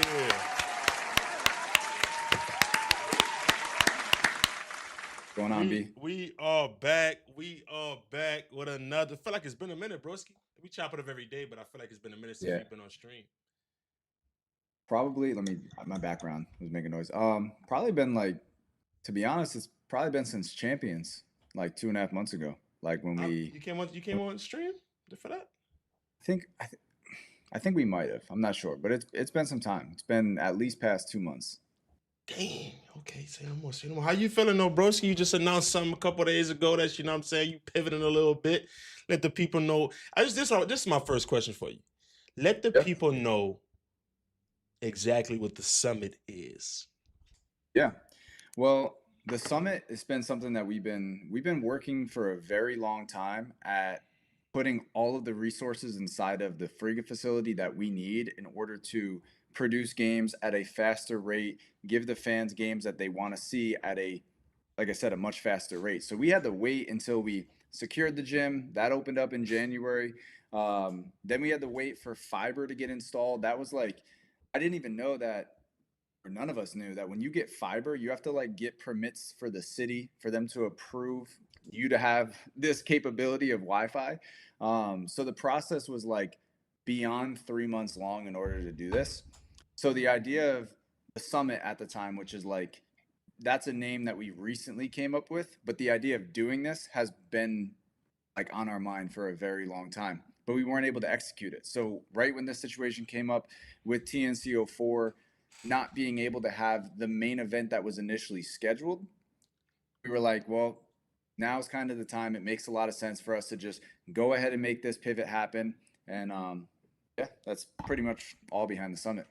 What was your thinking behind some of the matchups, or all of the matchups? So all of them that are on this card, I mean, I'm not gonna lie, the card in terms of like what the summit is, this is like an ultra stacked card. Like the idea of the summit of being able to deliver like 1 or 2 really big games that everybody wants to see at that current time, and then you allow also the undercard to feature several games, maybe 2 to 4 additional games for players that might have never gotten a pay-per-view opportunity before, but you know it's going to be an amazing game. Like the goal that I think that makes cards really good is you just have to try to find that 50-50 game. And when we do our seasons, like like a Terry Hosley and Zoe was phenomenal. So good. And I think if you were to watch that as an undercard while you're watching a Moon versus a Keon or a Kel versus a Lat, or like you find those caliber games and you give other people opportunity as the undercards to make a name for themselves. Because what we've realized, these live events are extremely explosive for growing players. So like you can bring them on for a season and you can give them a matchup in the season and it can be a phenomenal game, but it just doesn't give that player the traction that these live events would. So this is kind of like a dual blended moment of you get the biggest game at the biggest time, or at least one of the biggest games at the biggest time, because we're not going to be able to land every single matchup, but then you get those like career jumping games that players emerge up through the scene. What was the thinking behind bringing Bijan aboard for his debut on TNC for first ever summit? Yeah, I think that having Bijan come play in the very first summit and kind of like opening that door of possibilities for guys to come play here. I just thought like it's a guy that has a lot of question marks around him right now of how good can he become. Like I've been seeing all the comments. His name gets thrown alongside a lot of really good players because he's been doing phenomenal this year. I think it's with Swiss Street on their rankings and on Swift Hoops. Like he's one of the early candidates for like an MVP year or Rookie of the year. But it's like, here's a big stage moment for you to kind of show everybody that like you're either going to sink or swim on it. And I think Day-Day's in the same position right now of like, he's won his last 5 games. So he's 5-0 on the year.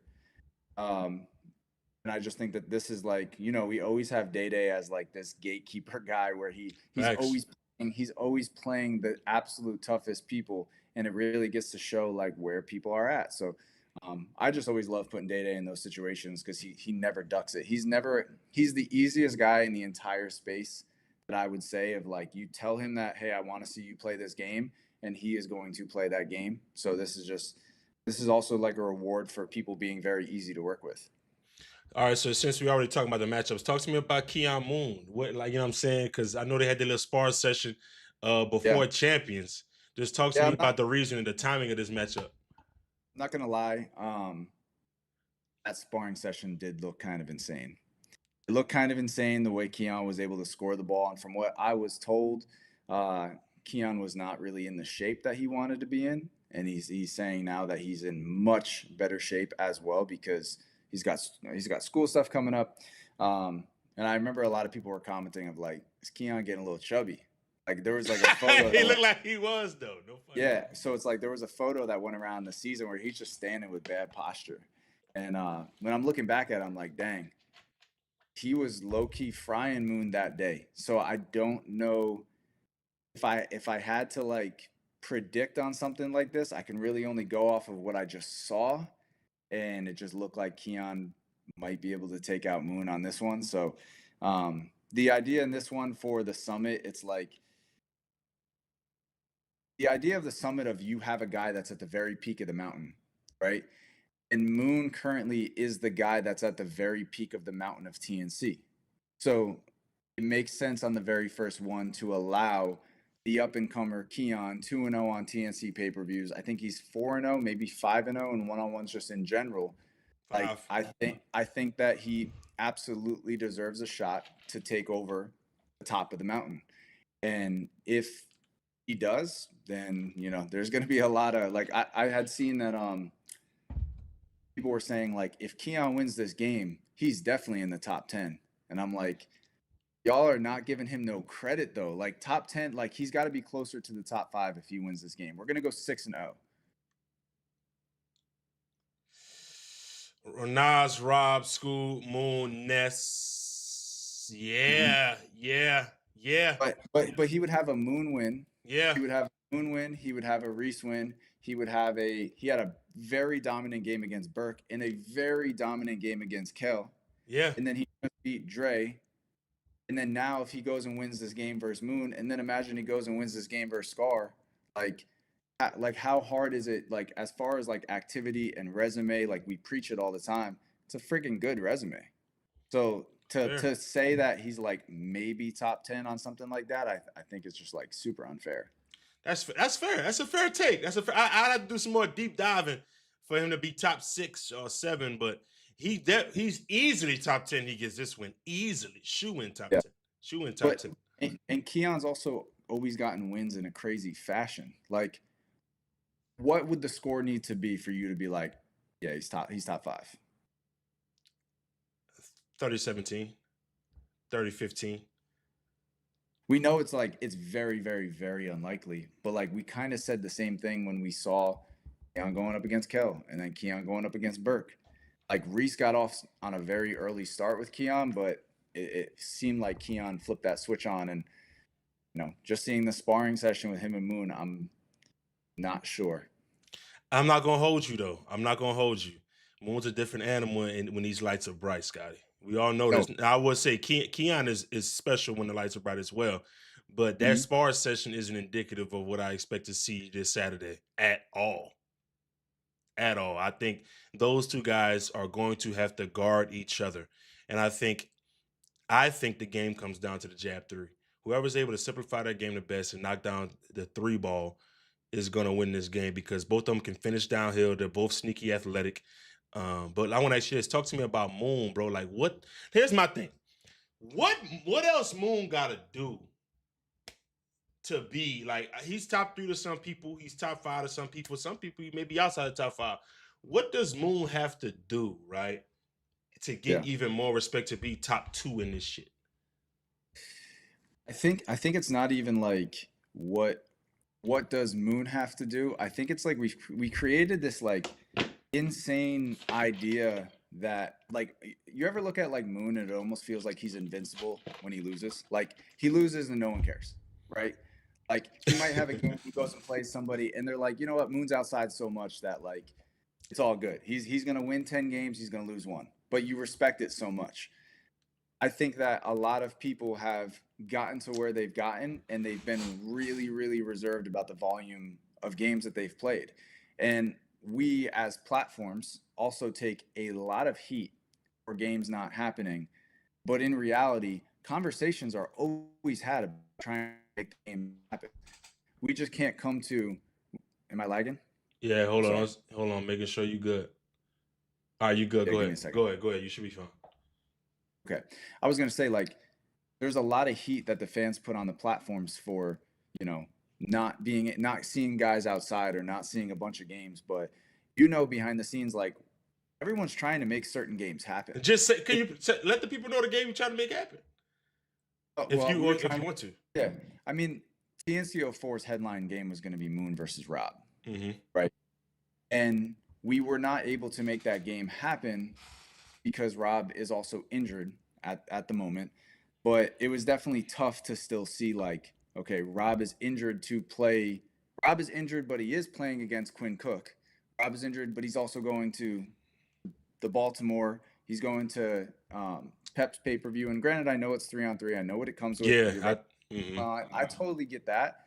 But on the flip side, everybody was saying, like, we're not trying to get Rob to play a one-on-one. That's fair, too. Point game on us. So it's like, no, we literally were trying to make the game happen, but we were told, and there's no way to talk about how injured somebody is. You can just go off their word, and like Rob is saying that he's injured. He wants to give Moon a better game. I totally respect that. So with something like the Summit, even though it's meant to kind of feed more of a micro pay-per-view consistency type thing, it's like, I kind of don't want to wait to make that game happen 6 months from now, because if Rob is ready and the fans want to see it, just do it next month. Do it the month after that. Like once you're ready, like once Rob plays his next one-on-one, then I feel like wherever he plays it, whether he plays on OTD or Ball is Life or wherever it might be, but like once he plays his next one-on-one, I feel like that should show signs like, let's line the game up. Like you're healthy. I think 2 things can be true. 1, you definitely tried to line the game up because we was talking about it. 2, Rob is hurt because I've watched him. Well, first of all, he told me he was hurt before TNC Free Smoke. 2, during TNC Free Smoke, the nigga is working in the mid post and he's not even grooving how he normally grooves. He's just making sure he's out there for his teammates. So I do want to give Rob some credit when it comes to that. But let's talk about a little bit about Boog and Zoe. That small guard rematch going down. I don't know, man. I just think Boog has a chip on the shoulder for this one. I genuinely do. Being that he already lost to Zoe, it's just something about being down 1-0 to somebody that just psychologically you just going to do whatever it takes to win. What are your thoughts about that matchup? I think that my 2 takes on this is Zoe is not getting like any credit from the fans, because I even saw the post and we were like, who is the number 1 small guard, right? And Boog beat Malik in our last season by like 7 or 8 points, I believe. 7 or 8 points. And then Boog plays Zoe and beats Zoe, and Zoe beats Boog by like 7 or 8 points, right? And I know matchups definitely matter. Even looking at like Zoe versus Zay, Zoe handled Zay very easily. And then Malik and Zay were going at it, bumping. It was kind of a little bit longer game. It was one of the best games of that season. Like, that was a clash. And I just feel like because Zoe's not loud, he doesn't really push the limits on the way he markets some of his stuff, that people are kind of sweeping him under the rug, which is another reason why, from somebody who wants to make matchups happen, like the guys that are more accepted by the community because they're winning, and the fans get behind the fact of like, all right, that like he is maybe the number one small guard because he's done X, Y, and Z. And I'm not saying that to take away the title from Boog or Malik or whoever has it at this exact moment. Malik. But I think Malik. I'm only saying that from the side of like, if it's like a question, and you can't speak it as like a certainty. Like, I saw a bunch of people that said it's Boog, saw a bunch of people that said it's Malik, so I wasn't going to take the stance on it. But I think Zoe's incredibly slept on, and I think Boog is more popular, he's more booming, and his game is more explosive. I think that chip on his shoulder, I personally think Boog goes into this game and wins by like 4. I think it's going to be crazy close because I don't think either of them can really guard each other. Yeah. I think go ahead, finish. I was just gonna say, Zoe had a disgusting season. Like, Boog had a loud season, and he played very well as well. But like, Zoe was consistently disgusting. And one thing I will say about Zoe, I think just based off what I've seen, especially in that 2v2 he had with Rob. Are you frozen? You good? I feel like you lagging a lot in this one. You good though. You good. You good. I feel like with Zoe, man, in this season, I think he's proven to a lot of fans, especially in that 2v2 with Rob, because he got a chance to really show his skill set in an unlimited dribble setting, and a lot of the fans in that comment section gravitated towards him.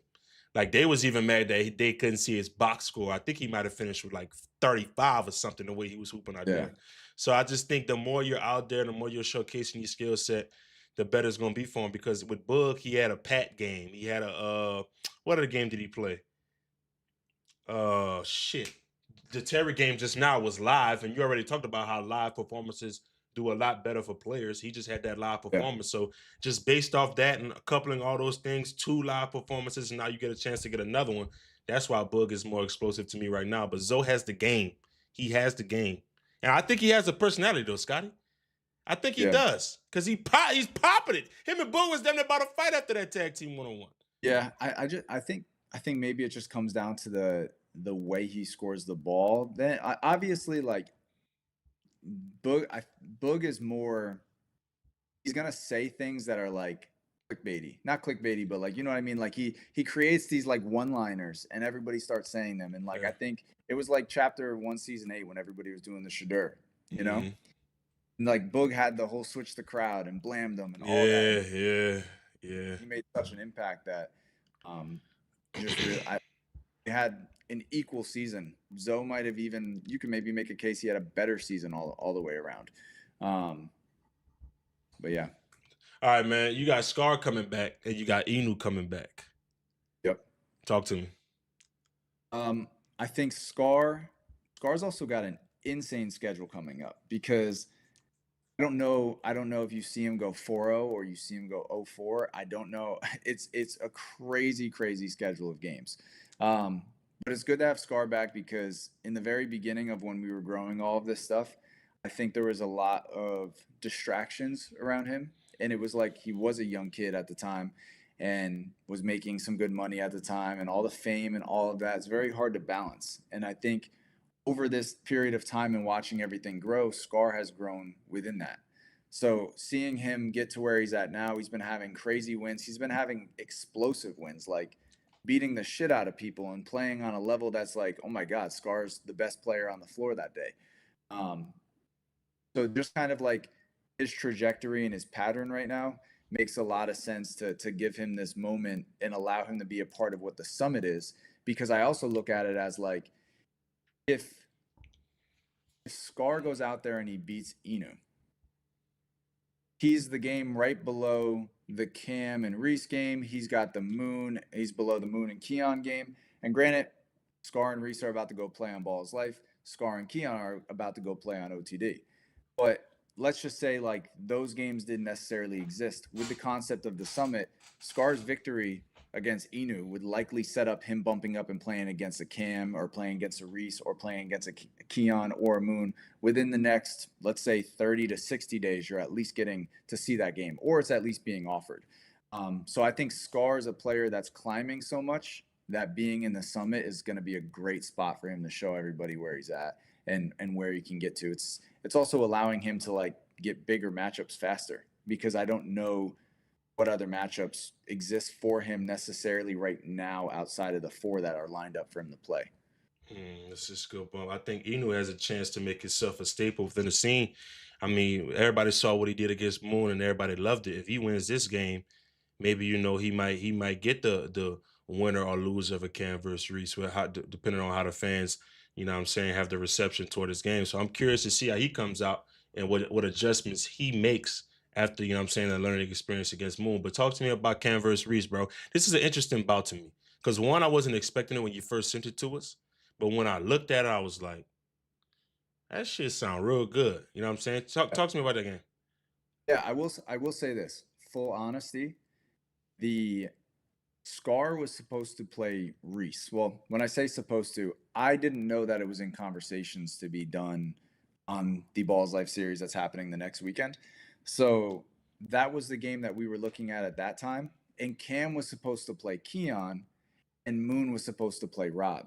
So when Rob was unable to play, there was an adjustment that needed to be made so that we can pivot.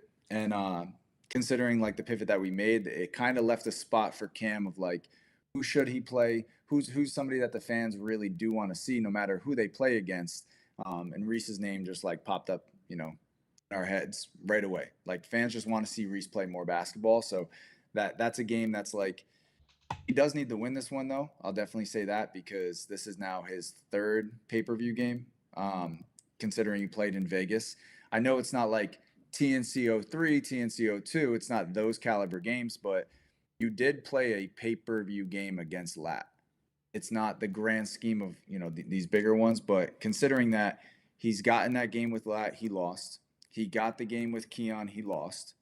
So now if he gets the game with Cam and he loses, like it's an interesting aftermath of where it goes from there. He's going to have to go play that game with Scar and win that game versus Scar. Then He's going to have to win that game. He's going to have to win that game.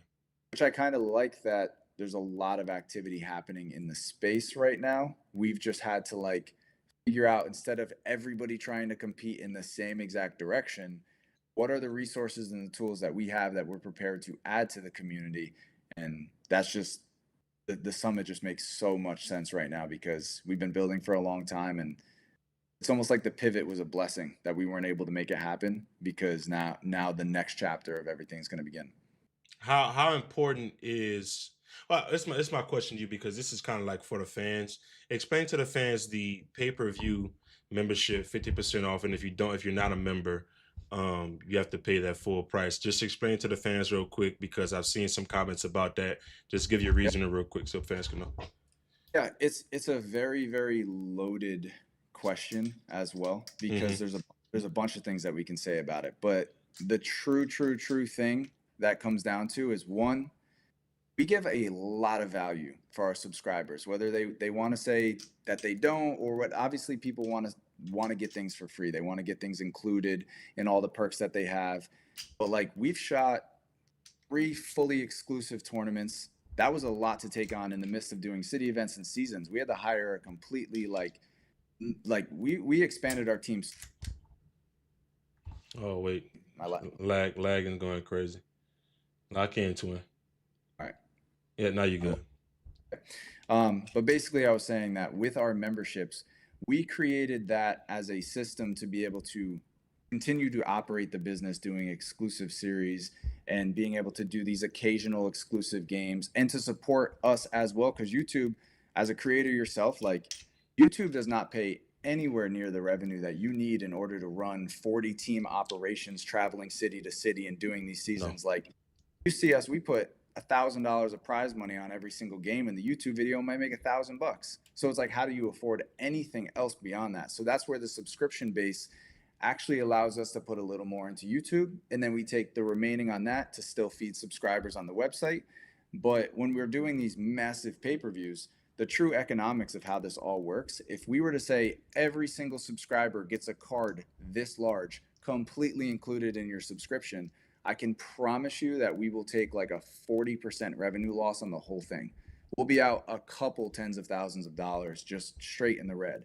So temporarily throughout this moment, pay-per-view cards like this for the summit, you might have one that's an additional 10 that features cards like this where you're getting a Moon and a Keon and a Cam and a Reese, very, very good cards. And then you might have another summit coming up for a $5 card that features 2 or 3 great matchups that you really want to see and you're happy with that. And then over time, as we start to develop the norm of everybody supporting TNC League and everybody kind of getting behind the idea of that membership, yeah, maybe we can go away from the idea of charging additional money for the people that are subscribed.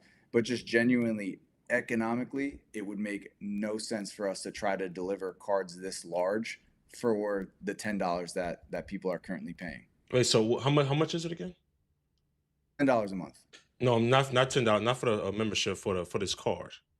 Well, it's 20 if you're not subscribed, and Okay. it's 10 if you are subscribed. Copy. And I also look at it like this: of like, if you are interested in the event and you're going to spend 20 to watch it either way, it makes so much more sense to just grab the membership because you get the access to the entire library of content, Warzone tournaments, old games, pay-per-view replays, and you also get you're going to also be getting a ton of behind the scenes as we're doing a lot of this stuff. Like, all those sparring sessions that happen before. The day before, 2 days before, 2 days before for sure. Exactly. Like, a lot of that content lives on TNC League because on YouTube, like, if we posted that there, it's not really going to hit the algorithm great. It's not really going to do well for our channel, and it's more for like the fans that are like really, really tapped into the space. So I do think that it's a bit unfair. And I feel like TNC receives way more heat than anybody else in this entire space. Just to say that, like, I think that everybody's trying to accomplish a goal. This stuff costs a lot of money in order to put these games on for this community. But like, we did TNC03 included in your pay-per-view. That was a fucking massive, expensive card. And we didn't walk away in that situation where we make money out of it. And it's like, in order to hit that next level of our business, if people can just understand that this stuff costs a lot of money to do it, we're going to charge a little bit more to gain that support. And once we're in a position where we can offer more for the value that you're paying every single month, we're going to continue to offer more. It's just with this initial one, this was damn near supposed to be TNC 04. Brother, the average YouTube subscription is $20, brother. And if you're doing it on your phone, you're paying $25. Mm-hmm. So that is literally average pay-per-view price. Yeah.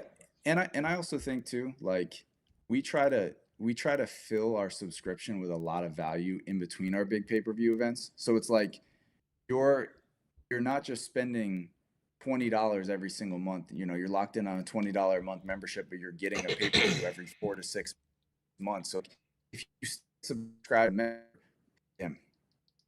You good. If you stay subscribed as a member paying $20 a month on YouTube, by the time you get the next big pay-per-view that you're really wanting to see, you're spending $80 or $100, and then you're getting the big event. So it's like, it is a balance for us. Like, we rely on our subscribers that are contributing 10, where 1 month, maybe we created a ton of content that was a little cheaper for us to produce so that we can stack some of that, store it, and then put it into a banger event. And that's the idea of like having the summit. Some of the events are going to be a $10 card. Some of them might be a $5 card, and some of them might be included completely free with your subscription once we have enough supporting members that are in there. Because it does also, like, it's not like we don't want to charge everybody out the ass. And I feel like we've shown that by having the absolute cheapest membership in the entire thing. So like, we're running a huge thing off $10 a month from our fans. Well, honestly, bro, I mean, at the end of the day, nobody's going to be able to please anybody. I didn't even expect you to go this long explaining this, to be honest, because at the end of the day, who's gonna support is going to support, and who's not going to support is who's not going to support. It just is what it is at this point. What are your expectations, you know what I'm saying, with the card, whether it be a few weeks from now or a month from now? What are your expectations with that? Is your goal to make each one of these cards as potent as this first one's going to be? I think it just depends on what we're going for as price wise. You know, like I was in the Discord the other day and I was like, hey, if we were able to make if you guys want to see Cam and Trey Croft get a rematch in, because it's a game that gets talked about all the time. People seem to hold that game over Cam's head as well, and Trey hasn't been in the scene for a little bit. So anytime that Cam does something good, it's, well, he did this against Trey. So I feel like for Cam, it's only fair that he gets another shot, because everybody at this point, like, we've seen a lot of rematches. We've even seen trilogies for games.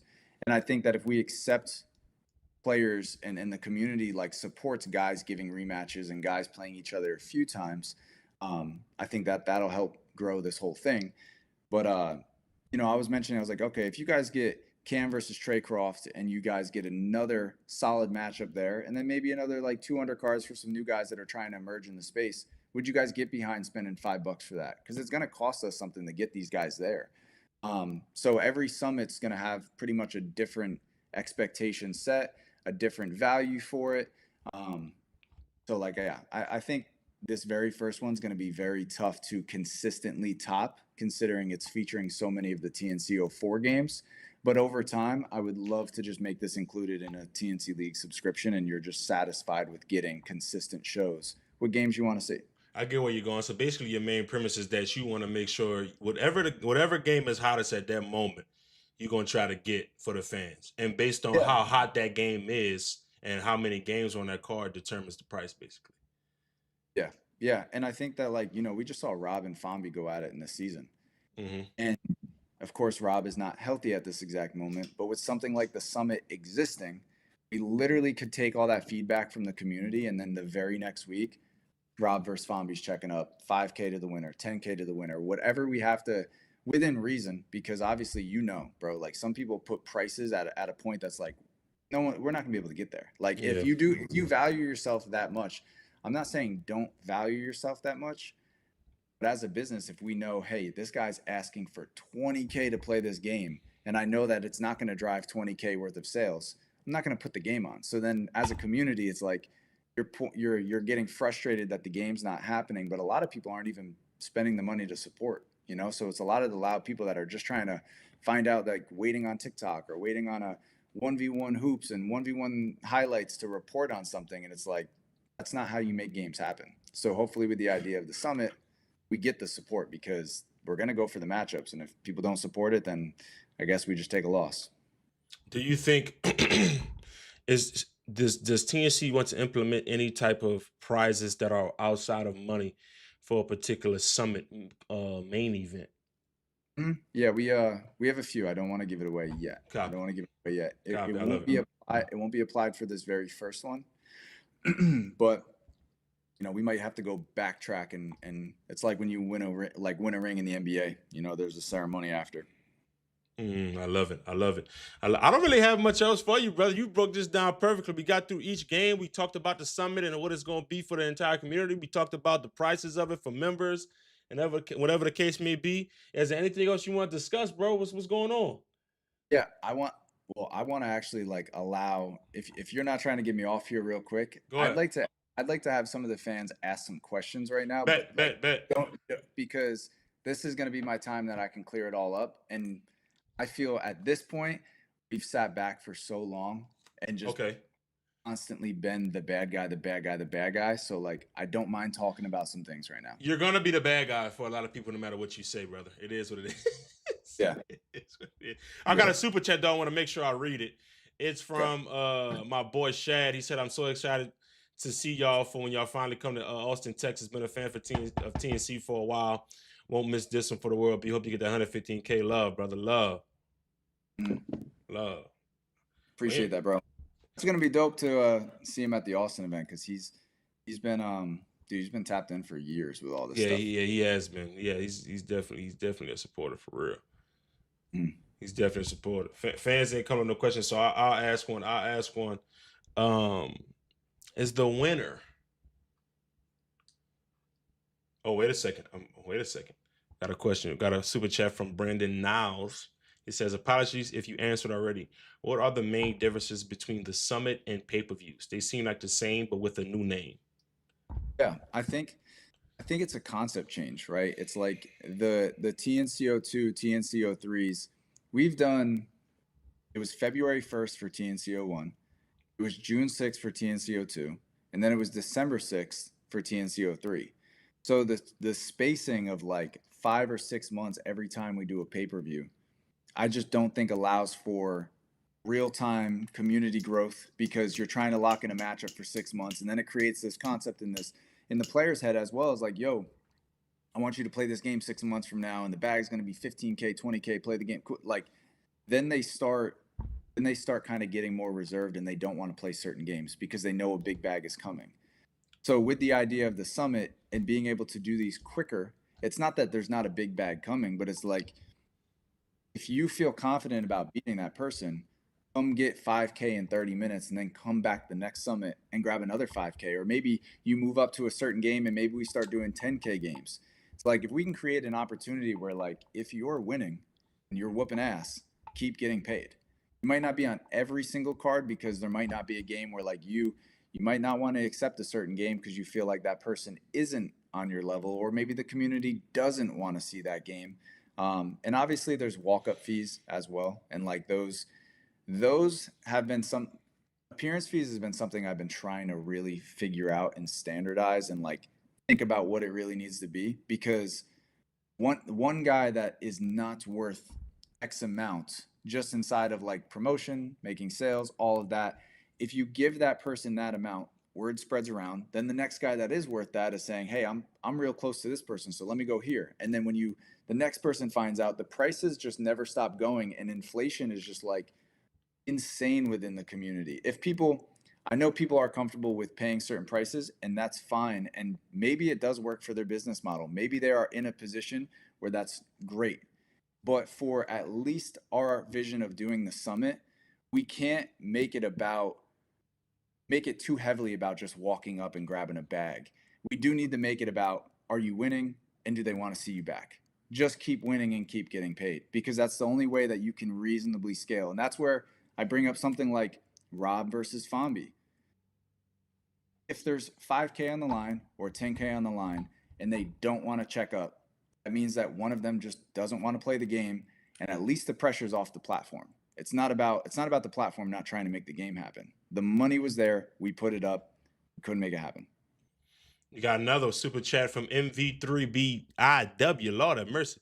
With pushing matchups quicker, do you think the variety of matchups will exhaust itself quickly before they get repetitive? Are you looking for talent?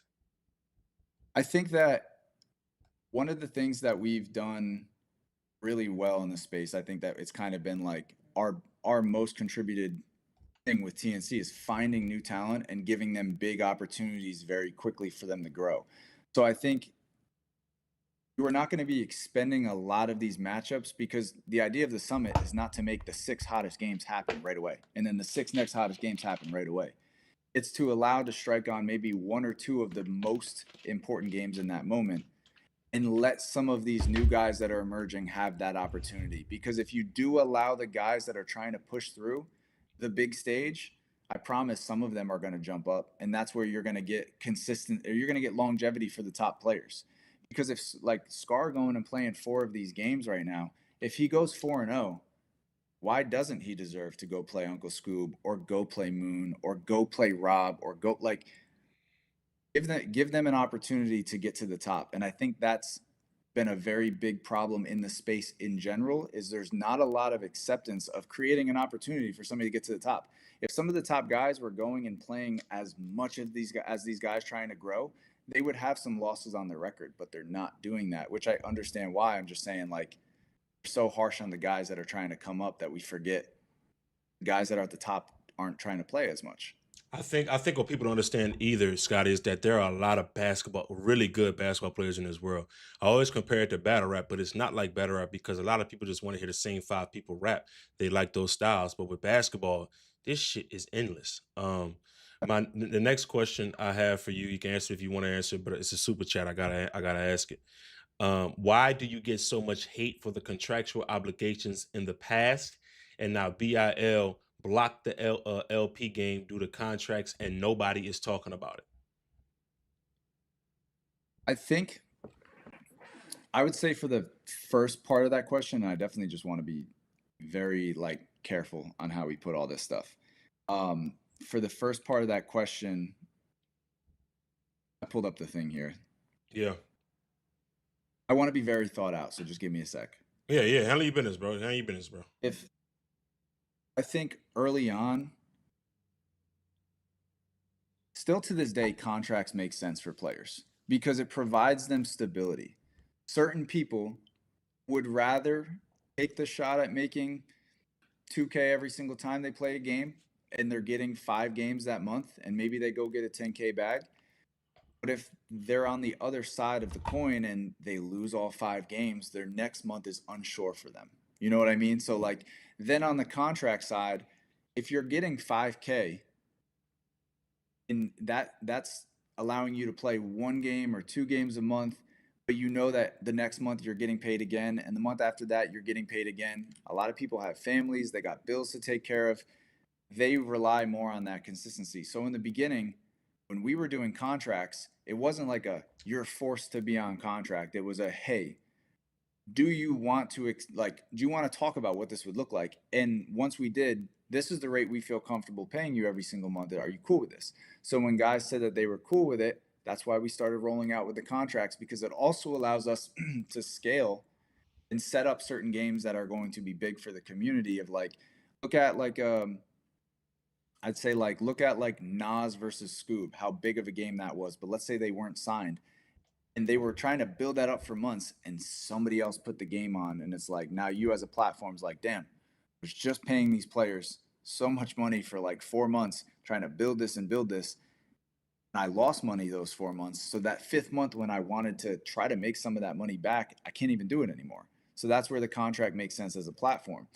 I just think right now, we've always kind of been ahead of the game in the sense of like the first to introduce something new, to go against, what the typical norm was, and we get a lot of scrutiny for it. And it's kind of just like cool to hate on TNC, I guess. And now that people are becoming aware that other contracts exist, as they should, it's healthy to have contracts when you have a business that you're spending a lot of money on. But it is a very, very, very, very similar situation. And I've actually passed, if people want to talk about it publicly and they want to clear the air about what happened, it's going to be Devontae speaking on behalf of TNC on that one, because I think a lot of people have kind of felt very comfortable pointing me as the bad guy. But we're all in these decisions together. So I think that if they really want to like talk about it, like Devontae's a great person to speak on behalf of TNC for the community. We got another super chat from Brandon Niles. It says, does this mean TNC is moving away from exclusivity? It's not like, I'm trying to find that question. Okay. It's not about like moving away from exclusivity. It's more, if we have a certain plan that we're trying to accomplish with a player, it might not make sense for them at that time to go play a game somewhere.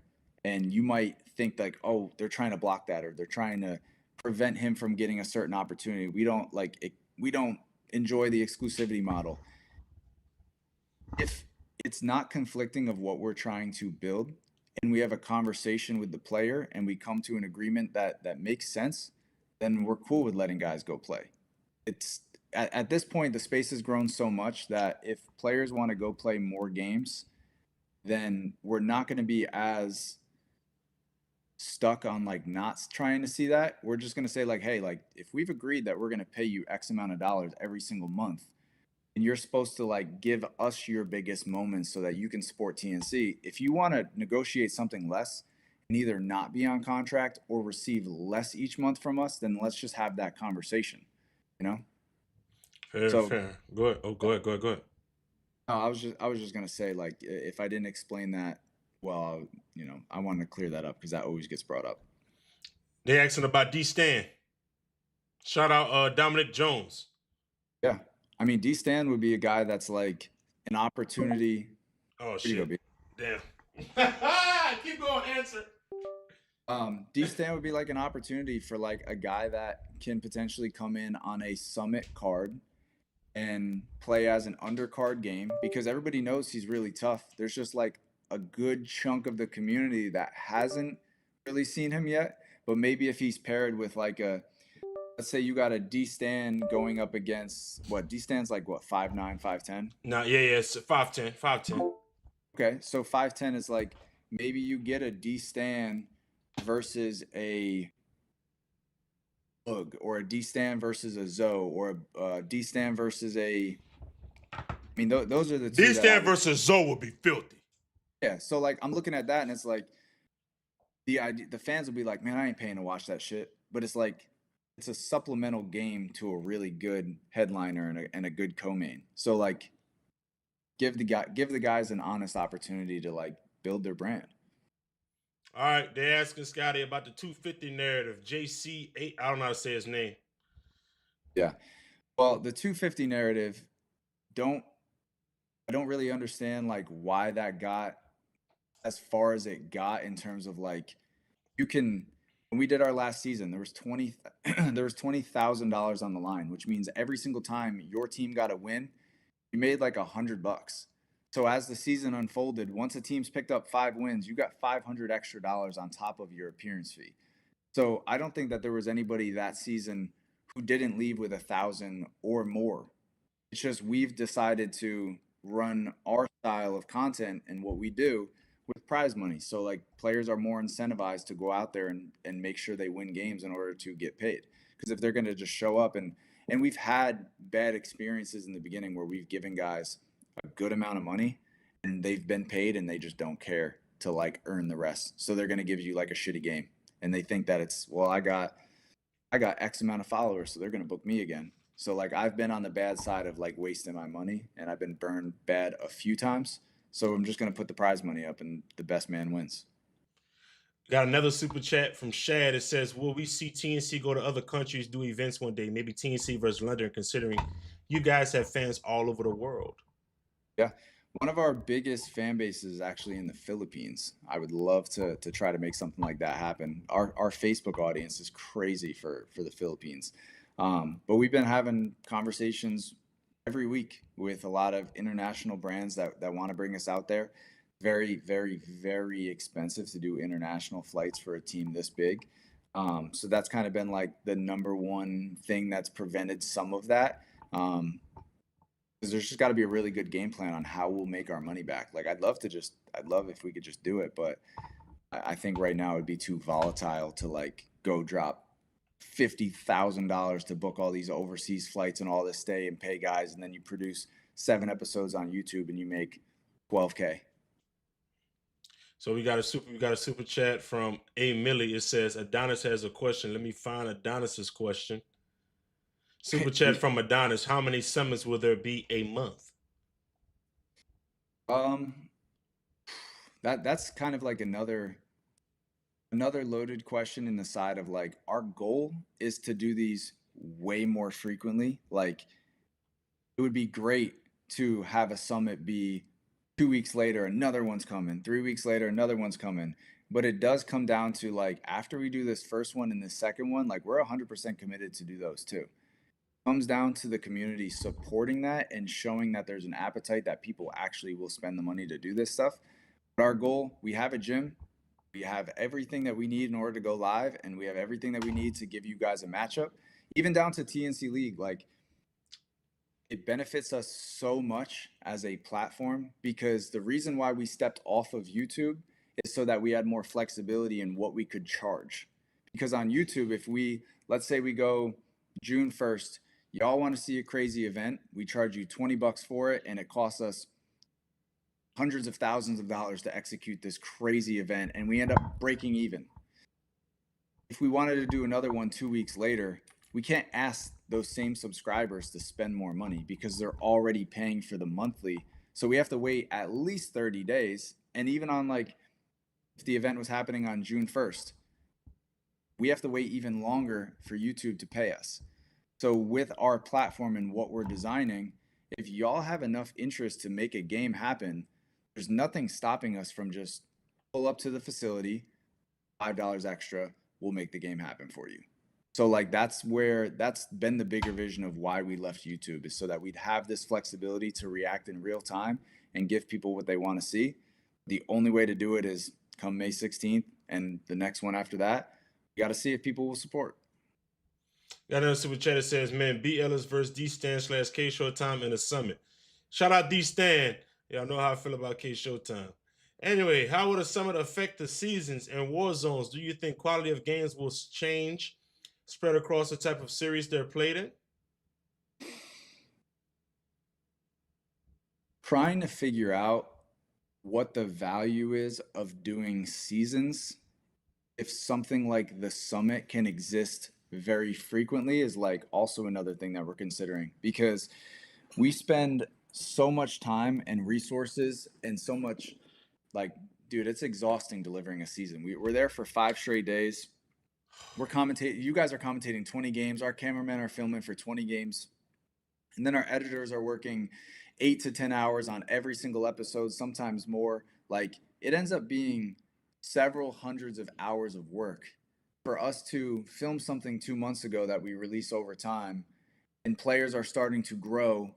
But then we kind of shoot ourselves in the foot, because like, as we're trying to build somebody and invest in that player growing, their big game comes out and somebody else is able to grab that person, put them in an event, have them play in that event. Did I freeze again? No. All good. But like, it puts us in a box, like such a hard box of not being able to react in real time. Like, Fombi and Rob got into it. Like, I'm going to keep bringing up Fombi and Rob because I really do want to make the game happen. They got into it almost 2 months ago. And fans are just now It was seeing 2 months ago. Yeah, it was. So it's like, are you muted? You can hear me? Hang on, it just stopped having me here. Let me refresh real quick and make sure I pick up where I was at. Wait.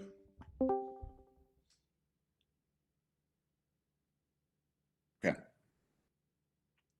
No camera. 1 second.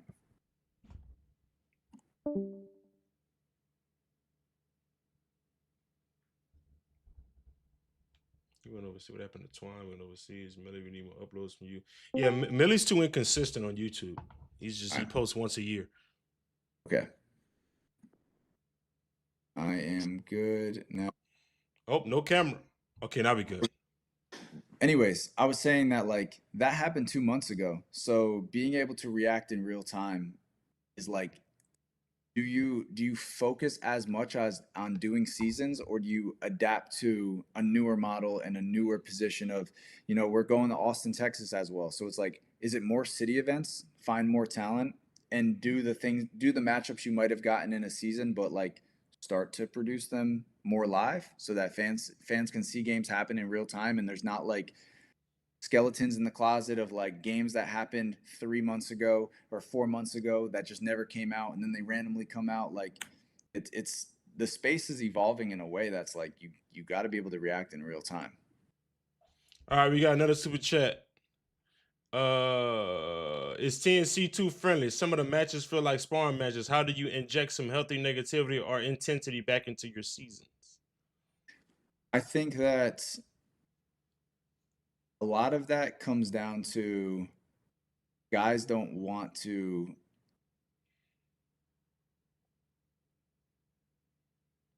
I think it's a lot about how they play their image online. They don't want to like play against somebody that they're around all the time and potentially lose to that person, and then have to always be reminded every time that they win, yeah, but he can't fuck with so-and-so, and he can't fuck with so-and-so.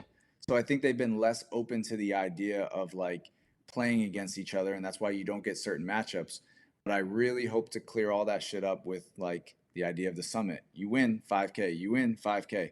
So it'll be pretty stupid for people of like, dang, so I just got to play this person for a shot at 5K. Why wouldn't you take that?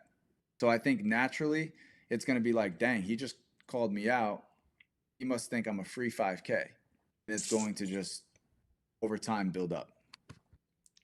B, when will we see UT Scotty the YN walk? Yeah, he's next. Bro, the walk's gonna be ass for me, but I'm with it. Okay. Yes, ABC crew, king of the court, undercard in the Summit. Okay. Okay. Hey, Millie. Hey, Millie's hostile. GOMD. Don't get mad at me because you post once a year. Anyway, Scotty, any final thoughts, man? Anything you want to say? Anything else you want to go off your chest before I let you go, brother? May 16th, tap into the summit, grab a TNC League subscription. I promise that over time, and you've already gotten this, I want you guys to just think about all of the value we've given you, compare it to what you've spent, not in a way of trying to compare the two necessarily, so maybe compare is the wrong word, but it's like we've given a lot of value for $10 a month. And this is just a moment we are trying to evolve. We're trying to evolve. We're not trying to take more money from people, because if we were in a position where we could just give this shit all away for free and you watch it on free on YouTube every single day, I would love to do that. But we are trying to grow something that has never been done before. And very vulnerably, we need that support. I'm not going to say we're just sitting there loaded with millions of dollars sitting in our pocket. In order to accomplish something like this, we're going to put ourselves out there. We're going to try. And if people rock with it, they're going to get more of it. If they don't rock with it, then another pivot would need to be made. Scotty Weaver, ladies and gentlemen. Appreciate you, dude. Another day in the office, brother. We appreciate you, Brody. I'll see you next time. Yes, sir. Yes, and that is Scotty Weaver addressing the community. Y'all know what's going on. It's my boy. But yeah, man, make sure you guys support the summit on Saturday, because I'm going to be supporting, and obviously I'm going to be there. We'll see you guys in the next one, man. All love. That was a great bump right there. Y'all got y'all questions off. Y'all got what y'all needed to say. Y'all did what y'all had to do. I got all my questions off. Y'all know what's going on. But I got to get off of here because I've been holding this piss for the last hour. So I'm going to see y'all. Everybody's comment P. Ellis. See y'all the next live, which is probably going to be Wednesday or something.